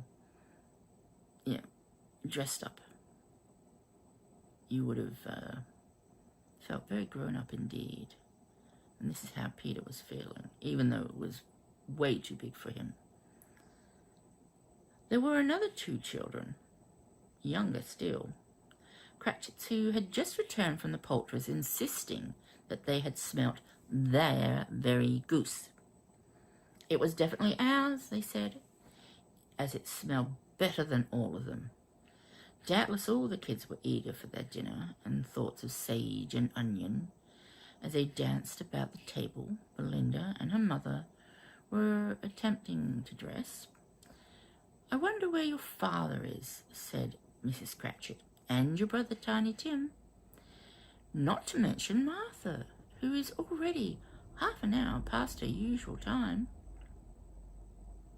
With those words, Martha entered and announced, "Here I am, Mother." The 2 younger siblings boasted of a wonderful goose they were about to have for dinner before shoving Martha into the closet on hearing their father returning. They wished to trick him by announcing that Martha wasn't able to come on Christmas. Bob soon appeared in his finest threadbare clothes, carrying Tiny Tim on his shoulder. "Where's Martha?" he asked. "Not coming," replied Mrs. Cratchit in her very best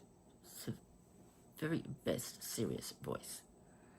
"Not coming on Christmas Day?" His voice was so distraught that Martha couldn't bear it, and immediately came out from hiding to cheers and laughter. The siblings took Tim off to be cleaned up for dinner. "Did Tim behave in church, my dear?" asked Mrs. Cratchit. "Perfectly.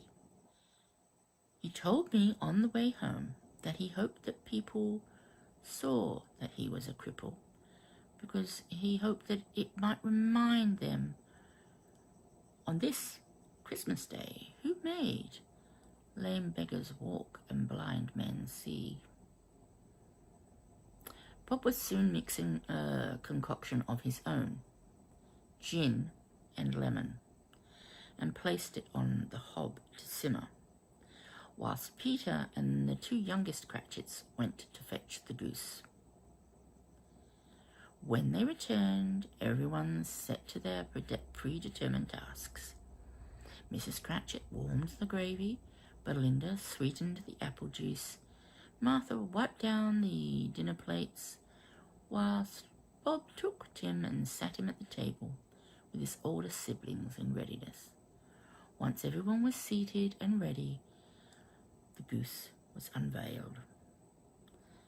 Mrs. Cratchit took a huge carving knife, much beyond the necessity of the tiny goose they had, and plunged it into the breast of the goose, to cheers as the stuffing spilled forth.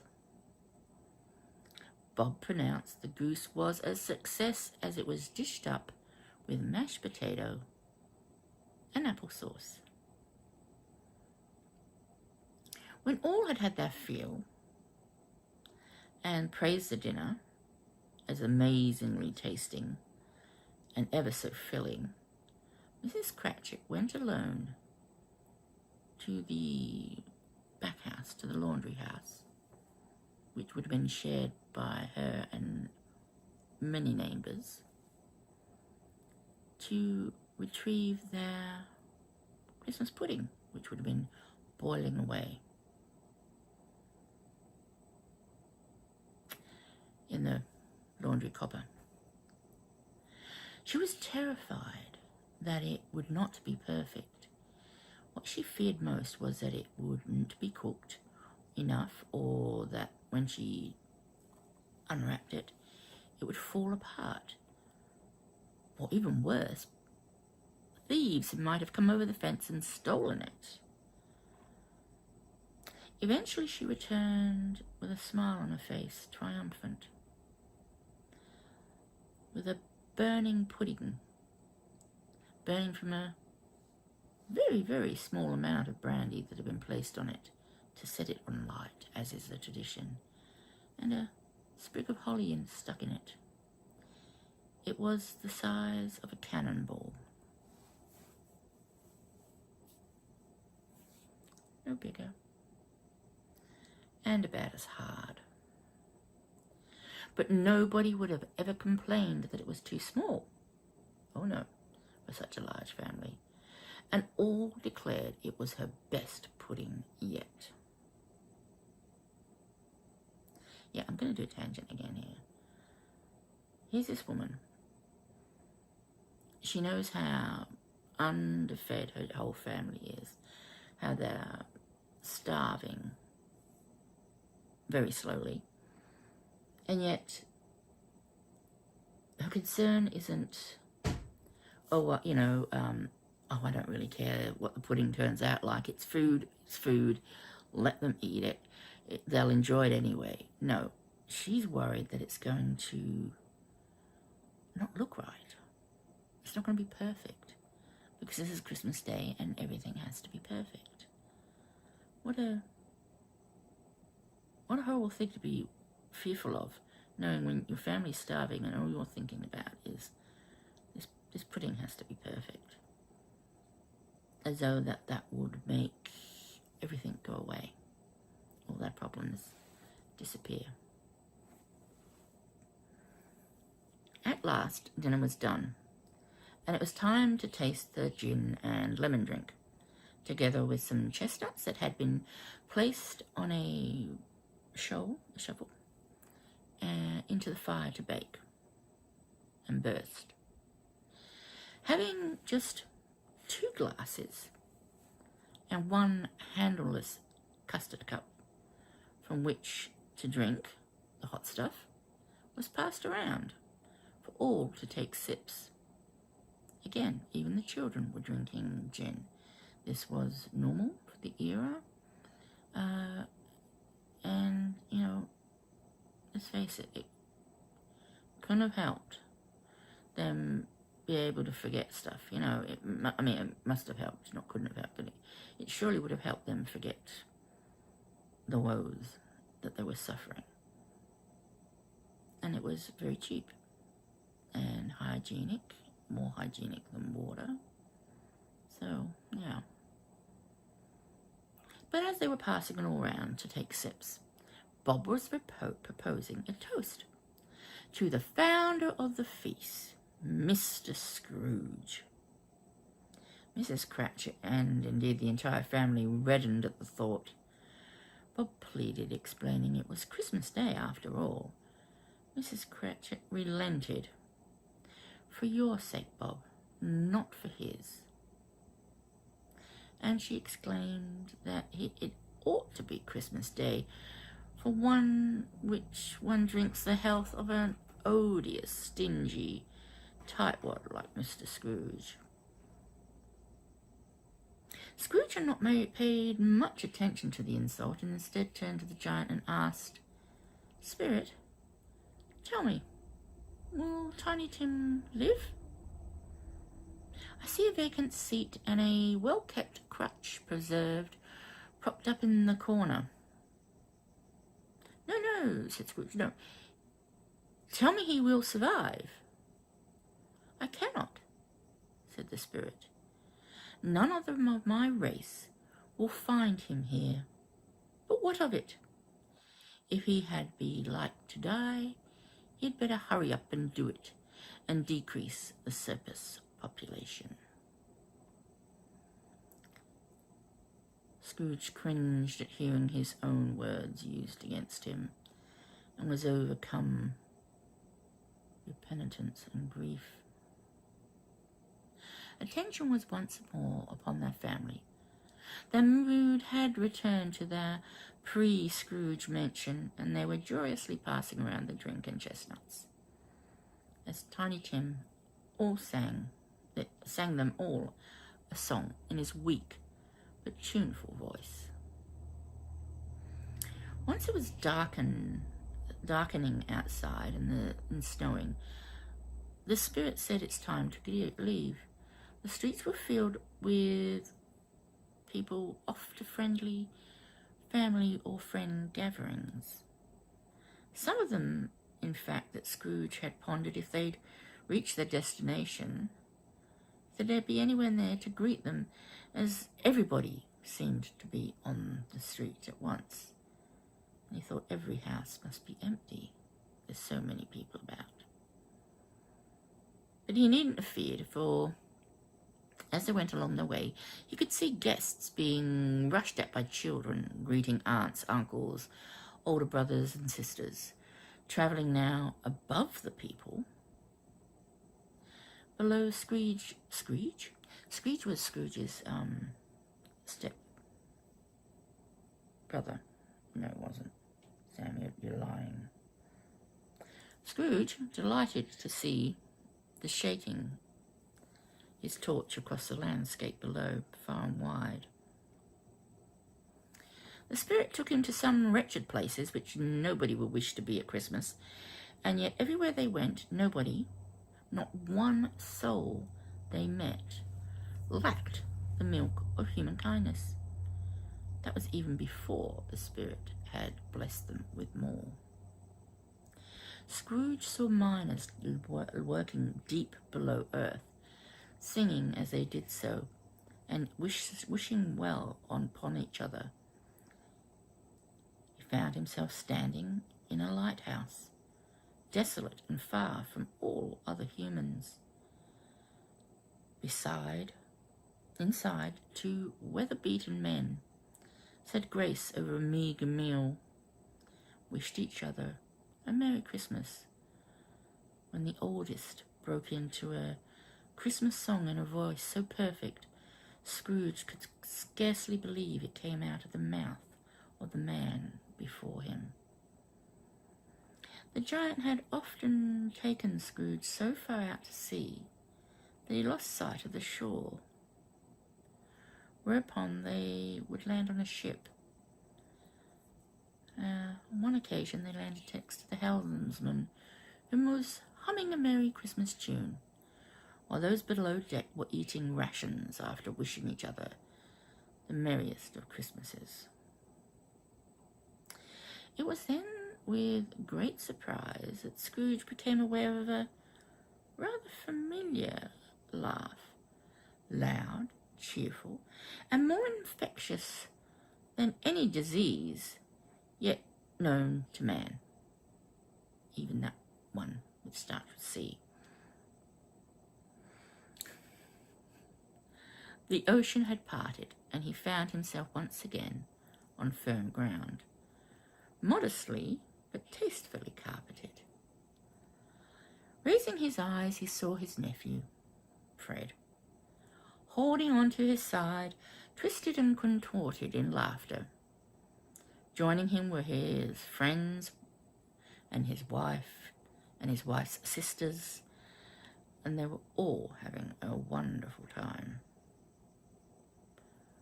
Then he said that Christmas was a humbug. Can you believe it? Said Fred, laughing more. More shame for him, Fred, said his wife, Scrooge's niece by marriage. She was very pretty, with a dimpled face and the sunniest pair of eyes Scrooge had ever seen. He is most certainly a funny old codger, and that's the truth of it, so not as pleasant as he might be. But his offences carry their own punishment, and I'll have nothing bad to say against him. I'm sure he's very happy with his riches, said his wife. You've always told me he was a wealthy man, Fred. What of it, my dear? His wealth is of no use to him. He doesn't do anything with it. He doesn't make himself comfortable with it. He certainly doesn't want to make us comfortable with it, said Scrooge, still laughing. I have no patience with him, said Fred's wife. All the other ladies agreed wholeheartedly with her. Well, they would. It was the 1800s. Oh, I have, said Fred, after finally stopping laughing. I am sorry for him. I couldn't be angry with him if I tried. He who suffers from his ill whims? Himself, always himself. He takes it into his head not to like us, and he won't come to dine with us. What are the consequences? He doesn't lose much of a dinner. Fred's niece interrupted indignantly. Indeed, I think he loses out on a very good dinner, she said. Again, all the ladies agreed with her. And now, so did the men. They were perfect to make judgment too, as they had just had their main meal, and were about to have dessert. Fred said, well, I'm very glad to hear it said. Then turned to one of his friends. He asked, what do you say of it, Topper? Topper, who was clearly interested in one of Fred's wife's sisters, replied that a bachelor was a wretched outcast who had no right to express an opinion on the subject, upon which the sister his attentions were set upon blushed. Do finish what you were saying, Fred, said Fred's wife. And then turning to face the others, he never finishes what he begins to say. He's such a ridiculous fellow, she said. Again, Fred laughed, before completing his thoughts. I was merely going to say that the consequences of him taking a dislike to us and not making merry with us, as I think that he loses some pleasant moments, which could do him no harm. And I'm sure he loses even more pleasant companions than he could find in his own mind or in that dark, dingy, cold office of his, or his dusty chambers. I mean to give him the chance every year, whether he likes it or not, for I pity him. He may rail at Christmas until he does, but he can't help thinking better of it if I defy him. If he finds me going there year after year in good temper, year after year, and I say to him, how are you, uncle? Come dine with us. Then even if it only puts him in the right frame of mind to leave his poor clerk £50, then that's something, and I think I shook him yesterday. I really do. Now it was everybody except Fred laughing, though he cared little as long as people were laughing and having a good time. After dessert they had some music, for they were a musical family. Fred's wife played the harp rather well, and together they sang a bright song or two. However, they didn't devote the entire evening to music. They also played games of forfeit and other games. Fred's wife, who had not played blind man's buff, was made comfortable in a large chair and given a footrest to place her feet upon. I think this is Dickens' way of telling us she was pregnant, for it was not polite conversation to mention that a woman was carrying a child in that era, but there were ways you could tell. Obviously weight gain, but obviously in the way that a woman was suddenly treated. Lots of rest, feet up. all that sort of thing. She joined in with forfeits and played very well. They played at the game of the letter of the alphabets, and then at how, when, and where, at which she was very good. Scrooge quite forgot himself and often was shouting out answers before others and claiming victory, before remembering that they could not see nor hear him. The giant smiled and was very pleased to see Scrooge playing so happily along, and enjoyed even more the boyish-like Scrooge begging to stay until the guests had all left. But this the spirit could not allow, although he did relent and allow Scrooge one more half hour, when a new game had started. It was called Yes and No. Imagine 20 questions, if you've ever played that. The chosen person would select something, and everyone had to guess what it was by asking questions which could only be answered yes or no. Fred chose. Of course he did. And nobody had any idea what he had chosen. All they had learnt was that it was an animal, a living one, a disagreeable animal, a savage one. It was sometimes growled and grunted, and it even spoke occasionally. It lived in London, though it wasn't a horse or rat. It wasn't killed in a market, so it wasn't a cow, pig, or bull. Neither was it a cat or a dog. Eventually, the sister whom Topper had set his eyes on shouted, "I've got it! It's your Uncle Scrooge." Fred replied, "Yes, it's my Uncle Scrooge. Well done. And now, as he has given us so much entertainment tonight, I thought I'd like to drink a toast to him.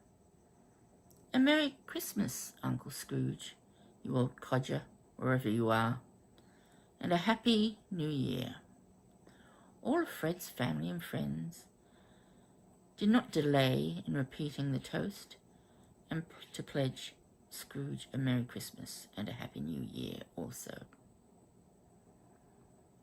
After getting him away from all the jovial fun and games, Scrooge felt pushed to ask the giant two rather personal questions, which he hadn't ever dreamed of having asked a living man nor woman. The first was straightforward enough. "Spirit," he said, "are your lives so short? I cannot deny it any longer, but your hair grows whiter and whiter with every passing minute. My life is very short indeed. It ends tonight at the stroke of midnight, and the time is drawing near." "Midnight?" exclaimed Scrooge. "Tonight?" Scrooge then broached his second, more compelling and delicate question. "Forgive me, for I'm not justified in asking, but what is that claw, or is it a hand, which protrudes from the underneath of your cloak?" From the folds of his cloak he revealed two children, wretched, abject, hideous, and miserable. A boy and a girl. Scrooge, with every effort, tried to be polite and asked if they were the spirits.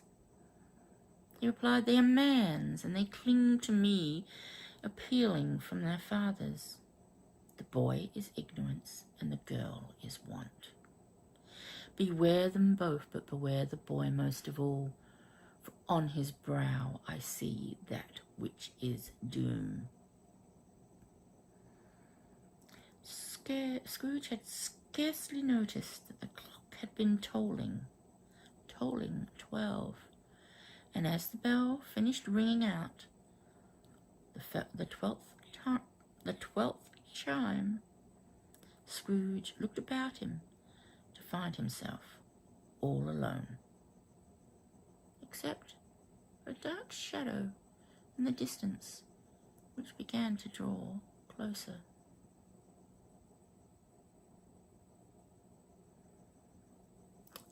Part 4 coming up. This will be The Spirit of Christmas Past. Ooh. Very spooky. I should turn the light off and put a torch underneath my chin. Maybe it's not that spooky. This would have terrified people, by the way, back in the 1800s. The story did terrify people. It terrified the rich into being more generous. It really did, and it changed a lot of things. But once again, I'm digressing. Anyway, I will be back in a second, but for you, it will be almost 24 hours. I hope you're still listening and watching and enjoying, and I will see you very shortly indeed. Bye for now. Hi, I'm back. Yeah, same face, same me. Christmas Carol, chapter, 4. The Ghost of Christmas Past. Not long now. I might even be able to get chapter 5 in, but I think I'll still leave that till do by itself. It'll be just a very short one of the last one. Anyway, here we go. Chapter 4. Stave 4. The dark phantom which Scrooge had first spotted in the distance that was drawing nearer appeared to be gliding on air slowly, gravely, and approached him ever so silently. Once it was near Scrooge, he bent down upon his knee, for the spirit carried with it gloom and misery. This spirit wore a dark black cape and hood, so large and so all-encompassing that naught of the spirit's face, body, could be seen at all, except for one outstretched hand, which was bony and skeletal-like. I'm adding that bit. I didn't say that, but Am I in the presence of the ghost of Christmas yet to come? Again he has to ask. The spirit did not answer other than to point onwards with his finger, or hand, or the finger on his hand, whichever way you want to word it. Scrooge asked, "Are you about to show me shadows of the things which have not yet happened, but will happen? Is that so, spirit?" The upper part of his hood seemed to contract, as though he had nodded. "Spirit, I fear you more than any other spirit I have seen, but as I know your purpose is to do me good, and as I hope to be another better man from what I was, I'm prepared to bear your company with a thankful heart. Will you not speak to me?" Well, gee, I don't think I'd speak to him after he just said, "I'm going to bear your company." How rude. But anyway, I digress. Again, the phantom was silent. "Lead on, spirit. I sense we do not have a lot of time." The phantom glid ahead of him, and it seemed to pick up and carry Scrooge on the shadow of its cloak as it went past. Shortly there was a city that came into sight, sprung up from nowhere, and then suddenly they were in the heart of it. He recognized many of the men about him who walked about with clinking pockets full of gold coin as they passed, consulting their gold watches. The phantom pointed to one small group. Scrooge took this to be a sign that he should approach them and listen to their conversation, so he did. "When did he die?" said one man with not much interest. "Last night, I believe," said another. "What was the matter with him? I thought he'd never die." "He certainly took his time about it," said another, pulling out a large amount of snuff from his snuff box. "Who knows?" said the first with a yawn. I'm going to have to yawn now. I'm sorry. I am really an empath. I am so much an empath. Every time I read the word, I have to yawn. Sorry. I'm going to try not to do it again. "What's he done with his monies?" asked a red-faced man. "Nobody knows. Left it to his company, maybe. He didn't leave it to me. That much I do know." They all laughed at this humour. It's likely to be a very cheap funeral even. I don't know of anyone who would attend it. Should we make a small party and volunteer? I'll go if lunch is provided, said the red-faced man. Again they laughed, as they parted and went on their way to the next meeting. The Phantom was now pointing at another two men who had just met and were chatting also. Scrooge again listened to the conversation. They both greeted one another before one said, "Old Scratcher's got his last own at last, hey?" "So I'm told," said the other. "It's rather cold today, isn't it?" "You don't skate, do you?" he asked. No, but it's something to think about. Good morning." They said nothing more and parted ways also. Scrooge was lost for ideas of what these conversations had to do with him. Nor could he think of anyone he knew that might have been the topic of such coldness. But he resolved himself to put them to memory, for he reasoned if the spirit had wanted him to pay heed to them, they must have some value to him. All the time he was thinking and listening, he was looking for himself, hoping to gain some knowledge about who had died and why everything seemed so cold regarding the death. He checked the time and then below the porch at the other end of the court. At this time of night or day, he was always there. This was the time for his arrival. He was not there today, but he was there every day. He couldn't find himself. The Phantom was now moving away from the courtyard. Scrooge dutifully followed. He had never been into the dark and narrow streets through which the Phantom now led him, but knew of their repute. Foul, wretched houses and shops where half-naked, drunken, slipshod and ugly people dwelt. A cesspool of offences, of smells, dirt and misery. Deep into the warren of the wretched, the Phantom stopped at a rag and bone shop, where people came to rid themselves of rag and bone, greasy offal and iron for a few pennies. They entered. Inside was much worse than even Scrooge had feared. The floor was piled high with chains, hinges, rusty keys, nails, scales, and all sorts of refuge iron. Sitting amongst the wares like some sort of king amongst his treasures was the owner of the establishment, a grey-haired old codger, warming himself next to a charcoal grill-like stove made of reclaimed bricks, just as he and the Phantom entered. So did a woman, carrying a heavy bundle. She was followed almost immediately by another woman, similarly laden with goods. And finally a man entered. On seeing each other, they all laughed, for they all knew each other, but had not travelled there together.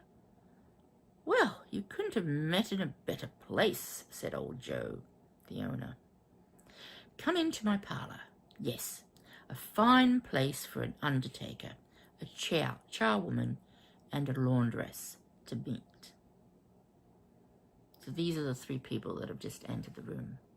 An undertaker, a charwoman, which is a cleaner, and a laundress.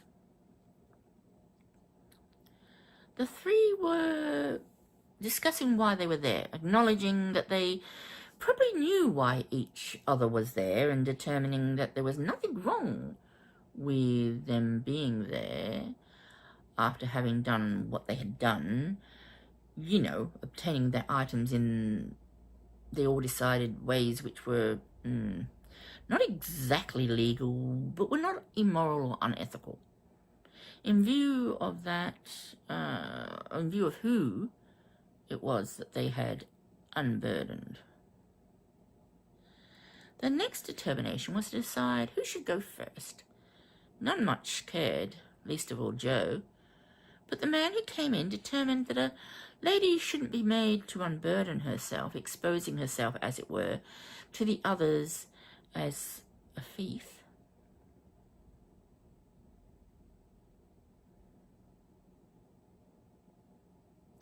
and so he offered to go first.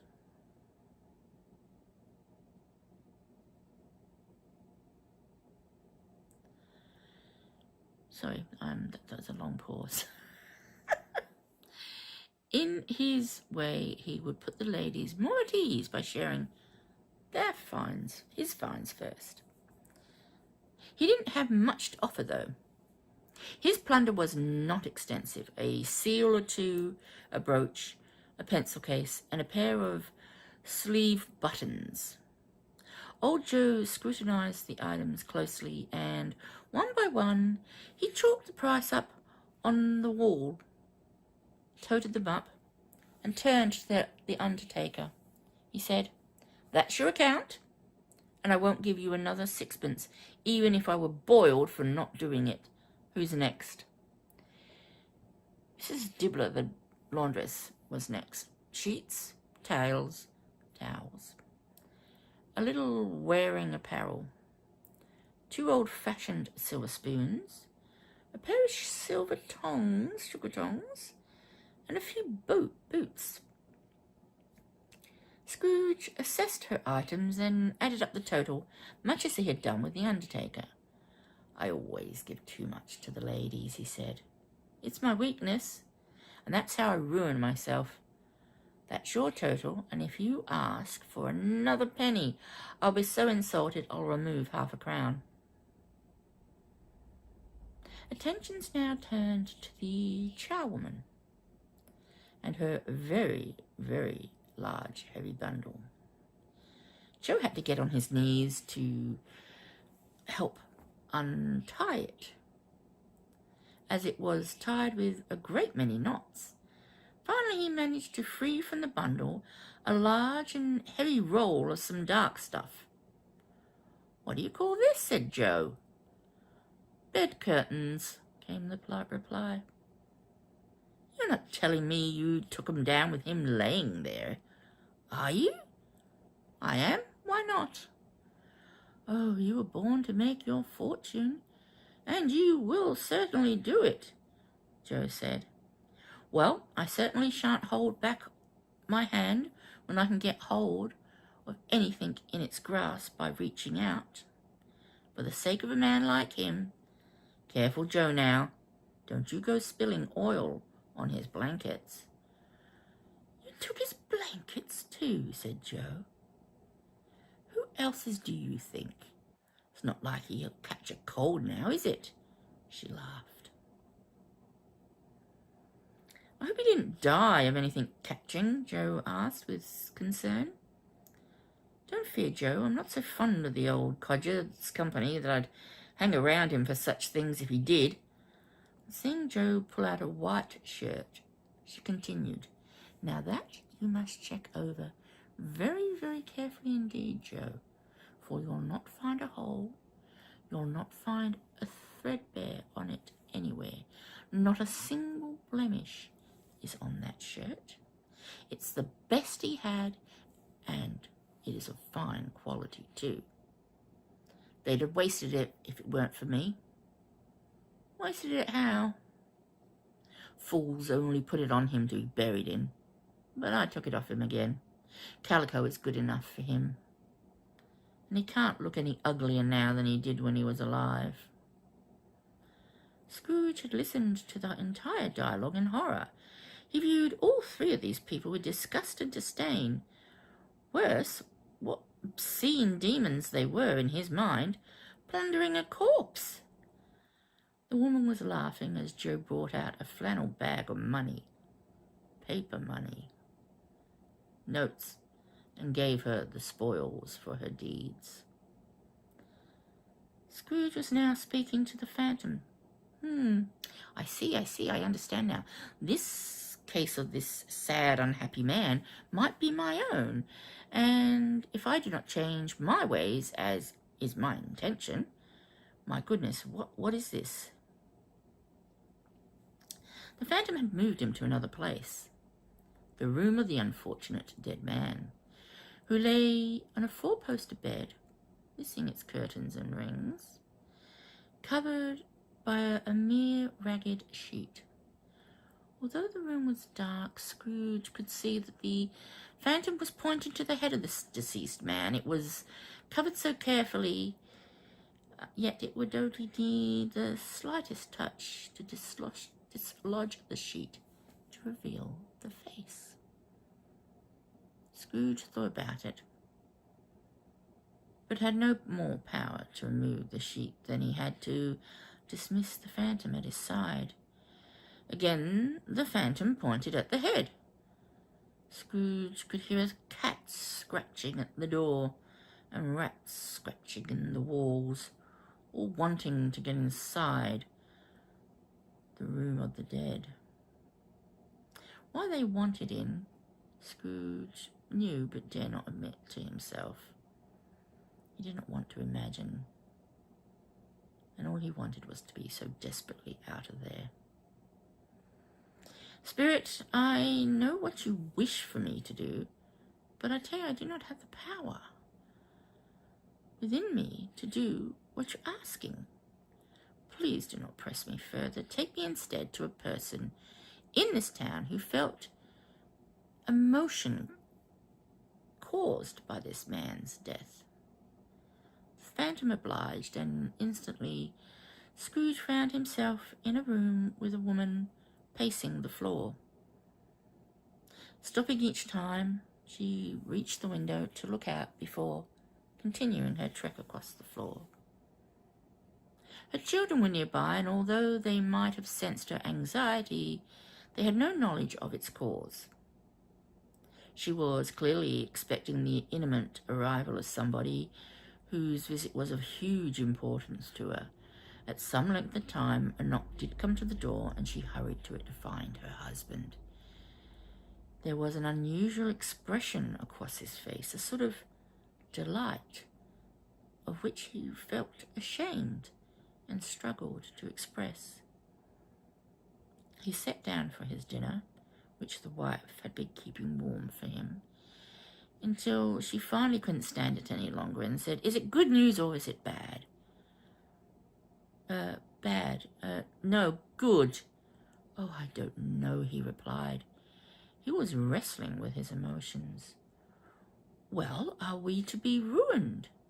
asked his wife. "No, Catherine, we are not. There is hope yet." "Hope," she said. "Only if he relents," she said to her, half to herself. "He is past relenting, my dear," said her husband. "He is dead." His wife now understood the emotions he was dealing with. In her soul, she was so thankful, relieved, and pleased to hear that he was dead. Yet she immediately clasped her hands and then admonished herself for feeling joy and prayed for forgiveness at such wicked thoughts. "So, what that woman told you when you went to see him was true then?" "Yes, it would appear that way." "To whom will our debt be transferred?" "I have no idea," replied her husband. "But by that time we will have the money, and even if we do not, there is scarcely going to be another miser so mean and cruel on this earth that they will refuse us more time to pay when asked. Surely we can sleep well tonight, Catherine, with light hearts." The only emotion that this phantom was able to show him associated with the death of the man beneath the sheet was an emotion of pleasure, relief.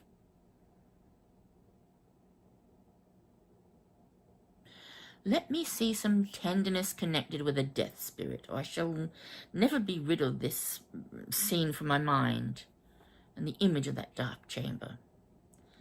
The ghost even, led him through several now familiar to his feet streets. All the while still looking for himself, he was nowhere to be seen. He came upon what he knew now to be Bob Cratchit's house. His wife and children were all there, but not Bob, nor Tiny Tim. Bob's wife was sewing, as were her two oldest daughters. She had laid her work on the table and put her hands to her face and said, "The colour hurts my eyes. They are better now. I can't show weak eyes to your father when he comes home. It must be near his time." "Past it," said Peter. "But he has walked a little slower these days, these past few evenings." "I have known him to walk very fast indeed with Tiny Tim on his shoulders," their mother said. "And so have I," all the children echoed one at a time. "But he was light to carry, and your father loved him so much that it was no trouble at all. Ah, he is your father now." Placing her needlework once again on the table, she hurried to meet him. Once inside, the children approached, gave him a kiss on the cheek each, told him in one voice, "Don't mind, father. Don't be grieved." Bob perused the needlework and spoke cheerfully, as he could, to all the family. They shall be long finished before Sunday," he said. "Sunday?" asked his wife. "So you did go today, then, Robert, to make arrangements?" "Yes, my dear," Bob answered. And then he said, "My little child," and he broke down all at once. He left the room, crying, went upstairs to the room above, where there was a chair next to a child on a bed. After some time he was reconciled with what had passed and went down again to rejoin the family, quite happy again. Mrs. Cratchit kissed her husband when he came down the stairs. His daughters kissed him, and the two younger Cratchits kissed him. Peter gave him a firm, good, manly handshake. "Spirit, something tells me that our parting is almost at hand. I know it, though I do not know how. Tell me, Spirit, who was the man we saw lying dead?" The Spirit now conveyed him not to the room with the man lying on the bed, but to a churchyard. Scrooge thought it was a worthy place, walled in by houses, overrun by grass and weeds. The Spirit soon paused and pointed down to one of the graves, the one he was standing on. Scrooge moved towards it, trembling with each step, and he turned to ask the Spirit, "Before I draw closer, tell me, these are the shadows of what will be, or what may be only?" Again, all the phantom did was point below him. Scrooge crept towards the tombstone and read upon the neglected grave his own name, Ebenezer Scrooge. He fell to his knees, clasping his hands. "Am I the man who lay upon the bed?" The Spirit moved its finger from Scrooge to the tombstone, and then back to Scrooge. "No," cried Scrooge. "Hear me. I am not the man I was. I will not be. I must have been. I'm not the man I was. I will not be the man I must have been for this to occur. Why show me this if there is no hope, and all hope is lost? Good Spirit, your nature pities me. I promise I will honor Christmas in my heart, and I will try to keep it all year round. I will live in the past, the present, and the future. Spirits all three strive within me. I will not shut out the lessons you have taught me." In desperation, Scrooge grasped at the leg of the phantom, but it was stronger than him, and he looked up to see the phantom's shape change. It shrunk, collapsed, and became a bedpost. His bedpost. He was once more in his home, in his bed, gripping the bedpost. Better still, His bed curtains were still hanging from the rings around the bed.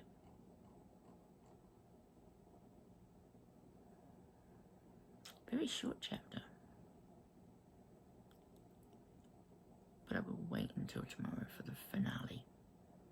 Because it's Christmas Eve tomorrow. Well, for me it will be Christmas Eve, as I am posting these at 8 a.m. You are seeing them the day before me. So yeah, this will be... So I think it's only fitting that I read the last chapter on Christmas Eve, as it is Christmas Eve that this story really is all about. So until then, I'll have to get my book out, because the last chapter I haven't rewritten. I'm going to read it as it is, but I have to first find my iPad. Anyway, please take care, and bye for now. I'll see you all very, very soon.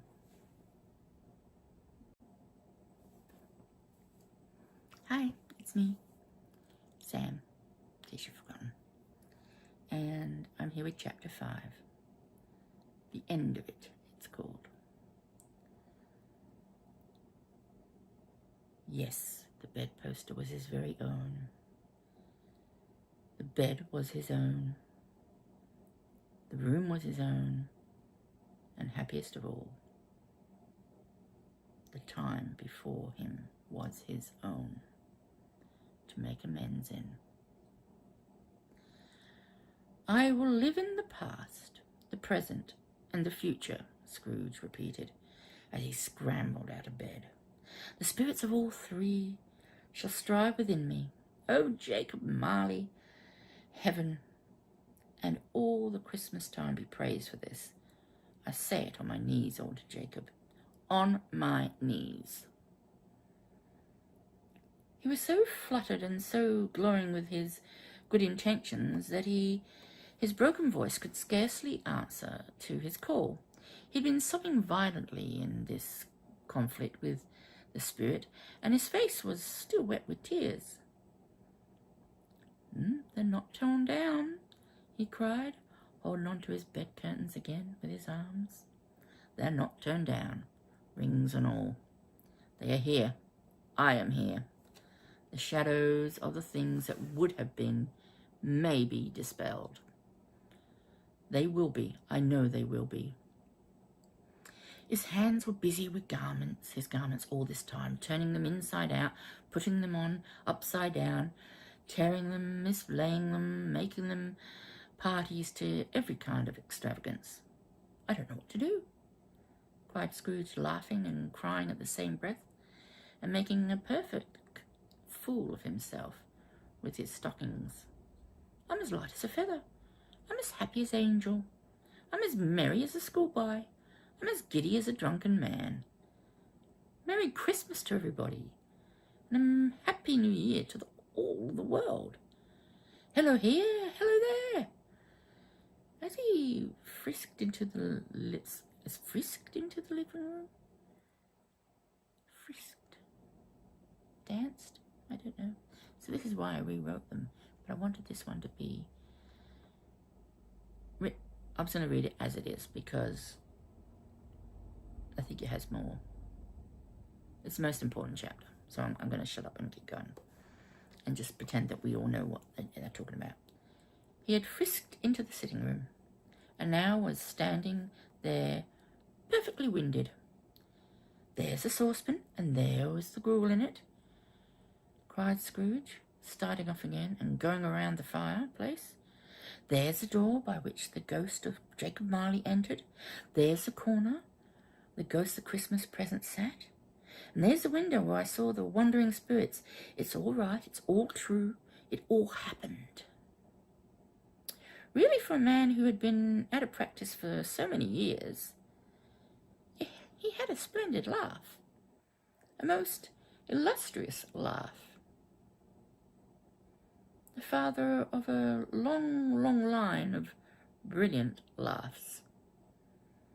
I don't know what day of the month it is, said Scrooge, I don't know how long I've been visiting with the spirits. I don't know anything. I'm quite a baby. Never mind, I don't care. I'd rather be a baby. Hello, whoop, hello, here. He was checked in his transports by the church bells ringing outside, lustiest peals he had ever heard. Clash, clang, hammer, ding-dong, bell. Bell, ding-dong, hammer, clang, clash. Oh, glorious, glorious. Running into the window, he opened it. Not running to the window, he opened it. And put out his head. No fog, no mist. Clear, bright, jovial, stirring. Cold, piping for the blood to dance to. Golden sunlight, heavenly sky, sweet fresh air, merry bells. Oh, glorious, glorious. What's today? Cried Scrooge, calling down to a small boy in Sunday clothes. Who was perhaps had loitered in to look about him. Eh? Replied the boy. What day is it, my dear fellow? Today, he said. Why, it's Christmas Day. It's Christmas Day, said Scrooge to himself. I haven't missed it. The spirits have done it all in one night. They can do anything they like. Of course they can, of course they can. Hello, my fine fellow. Hello, returned the boy. Do you know the poulterers in the next street but one, at the corner? I should hope I do, he replied. An intelligent boy, said Scrooge. A remarkable boy. Do you know whether they've sold the prize turkey that hangs up there? Not the little prize turkey, the big one. What, the one near as big as me? Returned the boy. Oh, what a delightful boy, said Scrooge. It's a pleasure to talk to him, it really is. Yes, my buck. It's hanging there now, replied the boy. Is it? Go buy it. Walker, explained the boy. It actually says Walker. Walker. You only have to change one letter. And, you know, it really would fit, wouldn't it? No, no, said Scrooge. I am in earnest. Go and buy it and tell them to bring it here to me, and I will give them the directions as to where to take it. Come back with the man, and I'll give you a shilling. Come back with him in less than 5 minutes, and I'll give you half a crown. The boy was off like a shot. He must have had a steady hand at the trigger who could have got a shot off as fast as that. I'll send it to Bob Cratchit, whispered Scrooge to himself, rubbing his hands and splitting with laughter. He shan't know who sent it. It's twice the size of Tiny Tim. Joe Miller never made such a joke as sending it to Bob's will be. Am I assuming Joe Miller was some vaudeville comedian at the time? Look him up. Let me know. I suppose I could do that if I'm watching it with you. But, you know, I'm too busy probably kicking trolls out or something. I don't know.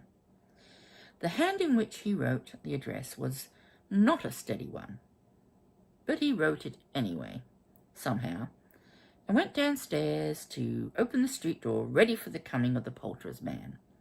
As he stood there waiting for his arrival, the knocker caught his eye.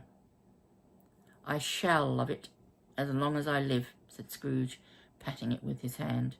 I scarcely ever looked at it before. What an honest expression it has on its face. It's a wonderful knocker. Here's a turkey. How are you? Merry Christmas. It was a turkey. He never could have stood upon his legs, that bird. He would have snapped them short off in a minute, like sticks of sealed wax. Why, it's impossible to carry that to Camden Town, said Scrooge. You must have a cab. The chuckle with which he said this, and the chuckle with which he paid for the turkey, and the chuckle with which he paid for the cab, and the chuckle with which he recompensed the boy, were all to be exceeded by the chuckle with which he sat down breathlessly in his chair again, and chuckled till he cried. Shaving was not an easy task that day, for his hand continued to shake very much, and shaving requires attention, even when you don't dance while you're doing it.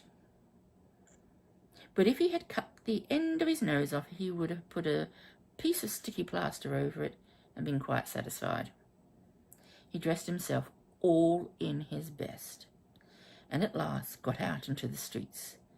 The people by this time were pouring forth, as he had seen them with the ghost of Christmas present, and walking with his hands behind him, Scrooge regarded everyone with a delighted smile. He looked so irresistibly pleasant, in a word, that 3 or 4 good-humoured fellows said to him, "Good morning, sir.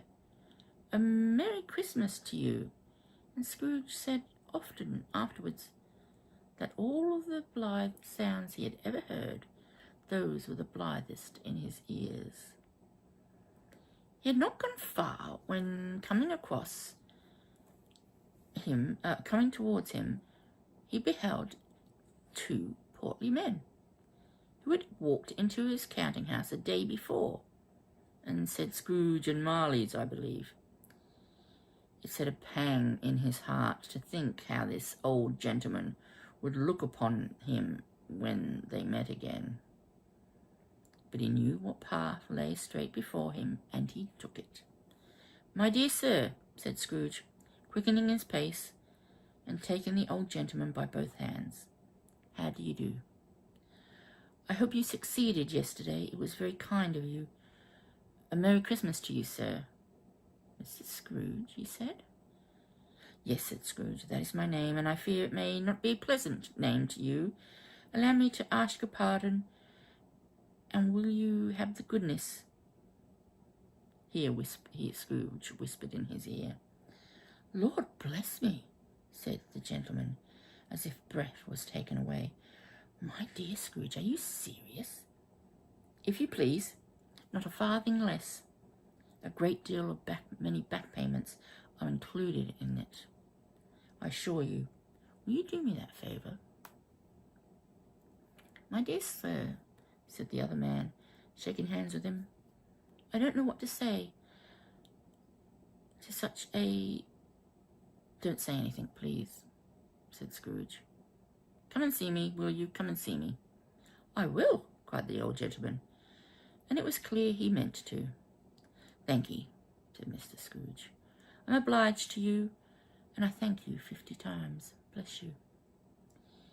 He went to church, and walked about the streets, and watched the people hurrying to and fro, and patted children on the head, and questioned beggars, and looked down into the kitchens of houses and upon the windows, and found that everything could yield him pleasure. He had never dreamed that anything could give him so much happiness in the afternoon. So much happiness.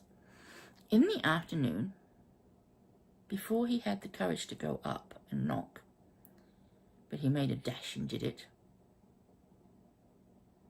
Sorry, I've skipped a bit there. In the afternoon, he returned to his steps towards his nephew's home. He passed the door a dozen times before he had the courage to go up and knock, but he eventually made a dash to it and knocked. "Is your master at home, my dear?" said Scrooge to the girl. "Nice girl, very." "Yes, sir." "Where is he, my love?" said Scrooge. "Oh, how sexist." 1800s. "He's in the dining room, sir, along with the mistress. I'll show you upstairs, if you please." "Thank'ee, he knows me," said Scrooge, with his hand already on the dining room lock. "I'll go in here, my dear." He turned it gently and slid his face in around the door. They were looking at the table, which was spread out in a great array. for these young housekeepers were always nervous on such points and like to see that everything is right. "Fred," said Scrooge. Dear heart alive, how his niece by marriage started. Scrooge had forgotten for the moment about her sitting in the corner with the footstool, or he wouldn't have done it by any account. "Why, bless my soul," said Fred. "Who's that?" "It's I, your Uncle Scrooge. I have come to dinner. Will you let me in, Fred?" Let him in. It was a mercy he didn't shake his arm off. He was at home in 5 minutes. Nothing could be heartier. His niece looked just the same. So did Topper when he came. So did the plump sister when she came. So did everyone when they came. Wonderful party, wonderful games, wonderful unanimity, wonderful happiness. But there he was early at the office the next morning. Oh, he was early there. If he could only be there first and catch Bob Cratchit coming late, that was what he had set his heart upon. And oh yes, he did. He did. The clock struck 9. No Bob. 1:15. No Bob. He was a full 18.5 minutes behind his time. Scrooge sat with his door wide open, that he might see him come into the tank. His hat was off before he opened the door, his comforter too. He was on his stool in a jiffy, driving away with his pen as if he were trying to overtake 9 o'clock. "Hello," growled Scrooge, in his accustomed voice, as near as he could feign it. "What do you mean by coming in here at this time of day?" "I'm very sorry, sir," said Cratchit even. "I'm behind my time." "You are?" "Yes, I think you are. Step away, sir, if you please." "It's only once a year, sir," pleaded Bob, appearing from the tank. It shall not be repeated. I was making rather merry yesterday." "Now, I will tell you what, my friend," said Scrooge. "I'm not going to stand for this sort of thing any longer. And therefore," he continued, leaping from his stool and giving Bob such a dig at the waistcoat that he staggered back onto the tank again, "and therefore I'm about to raise your salary." Bob trembled, and he got a little nearer to the ruler. He had a momentary idea of knocking Scrooge down with it, holding it up against him and calling to the people in the court for help and a straitjacket. "A Merry Christmas, Bob," said Scrooge, with an earnestness that could not be mistaken, as he clapped him on the back. "A merrier Christmas, Bob, my good fellow, than I've given you for many a year. I'll raise your salary, and I'll endeavour to assist your struggling family, and we will discuss your affairs this very afternoon over a Christmas bowl of smoking bishop." It's a bit like mulled wine. Heated mulled wine. "Bob, make up the fires, and buy another coal shuttle before you dot another I." Scrooge was better than his word. He did it all, and infinitely more. And to Tiny Tim, who did not die, he was like a second father. He became as good a friend, as good a master, as good a man, and as good as an old city knew, or any other old city, town, or borough in the good old world would know. Some people laughed to see the alteration in him, but he let them laugh, and little heeded them, for he was wise enough to know that nothing ever happened on this globe for good, at which some people did not have their fill of laughter in the onset, and knowing that such as these would be blind anyway, he thought it quite as well that they should wrinkle up their eyes in grins, as he the malady in less attractive forms. See what I mean about it being very flowery speech? You can see why I rewrote it. His own heart laughed, and that was quite enough for him. He had no further intercourse with spirits, but lived upon the total abstinence principle after and ever afterwards. And it was always said of him that he knew how to keep Christmas well, and if any man alive possessed the knowledge, it was him. May that be truly said of us and all of us. And so, as Tiny Tim observed, God bless us, everyone.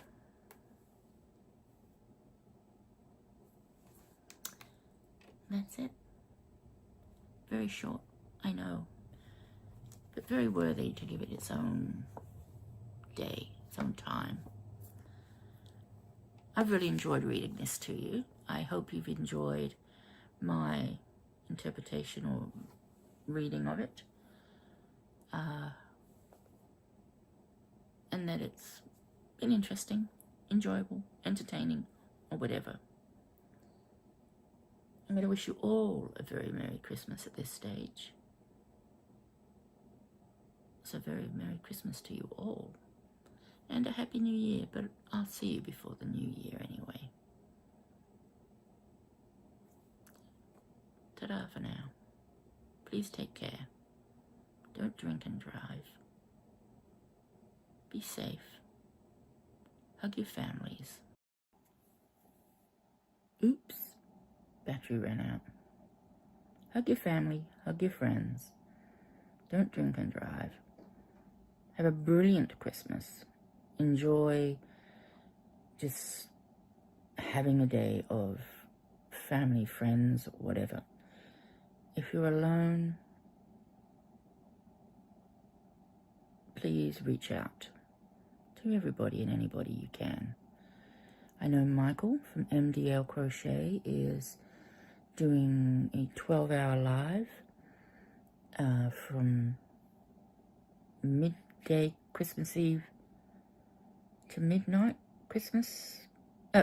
Midday Christmas Eve to midnight Christmas Eve, I think, which will, when it starts, it'll be around about the same time I'll be sitting down for lunch on Christmas Day, because I am a day ahead. But I will try and pop in and see you all, and maybe I'll try and pop on to say hello to those who perhaps are not so blessed to be with family or friends. For some people, Christmas is just another day, I realize that. And for many, it is the only day. Kids basically live for Christmas Day. The whole year is all about Christmas Day. So I get that too. I'm sure Christmas will have more meaning next year when I have my first grandchild. Even if they won't actually be in the country with me. They'll still be in the UK, I think. Regardless whether they're here or there, it'll be a little bit more fun maybe. Anyway, I will see you before the new year, as I think I probably said before the got cut off. Yeah, and I'll have some plans that I hope to reveal to you as to what I'm going to do next year. It'll be a slightly different format to what it is this year. Yeah, so try and watch Michael from MDL.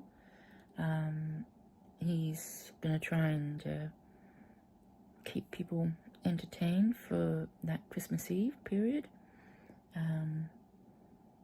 I would try and pop on as well on what we call Boxing Day, the day after Christmas. Maybe I'll even do a live. Oh, not a live. We'll see what happens. And then anyone who's around who's wanting a chat, pop on as well. Anyway, this really is just a bit I needed to tack on to the end to apologise for the battery dying on me. Can you believe it waited until then to die? I literally only had a few more words.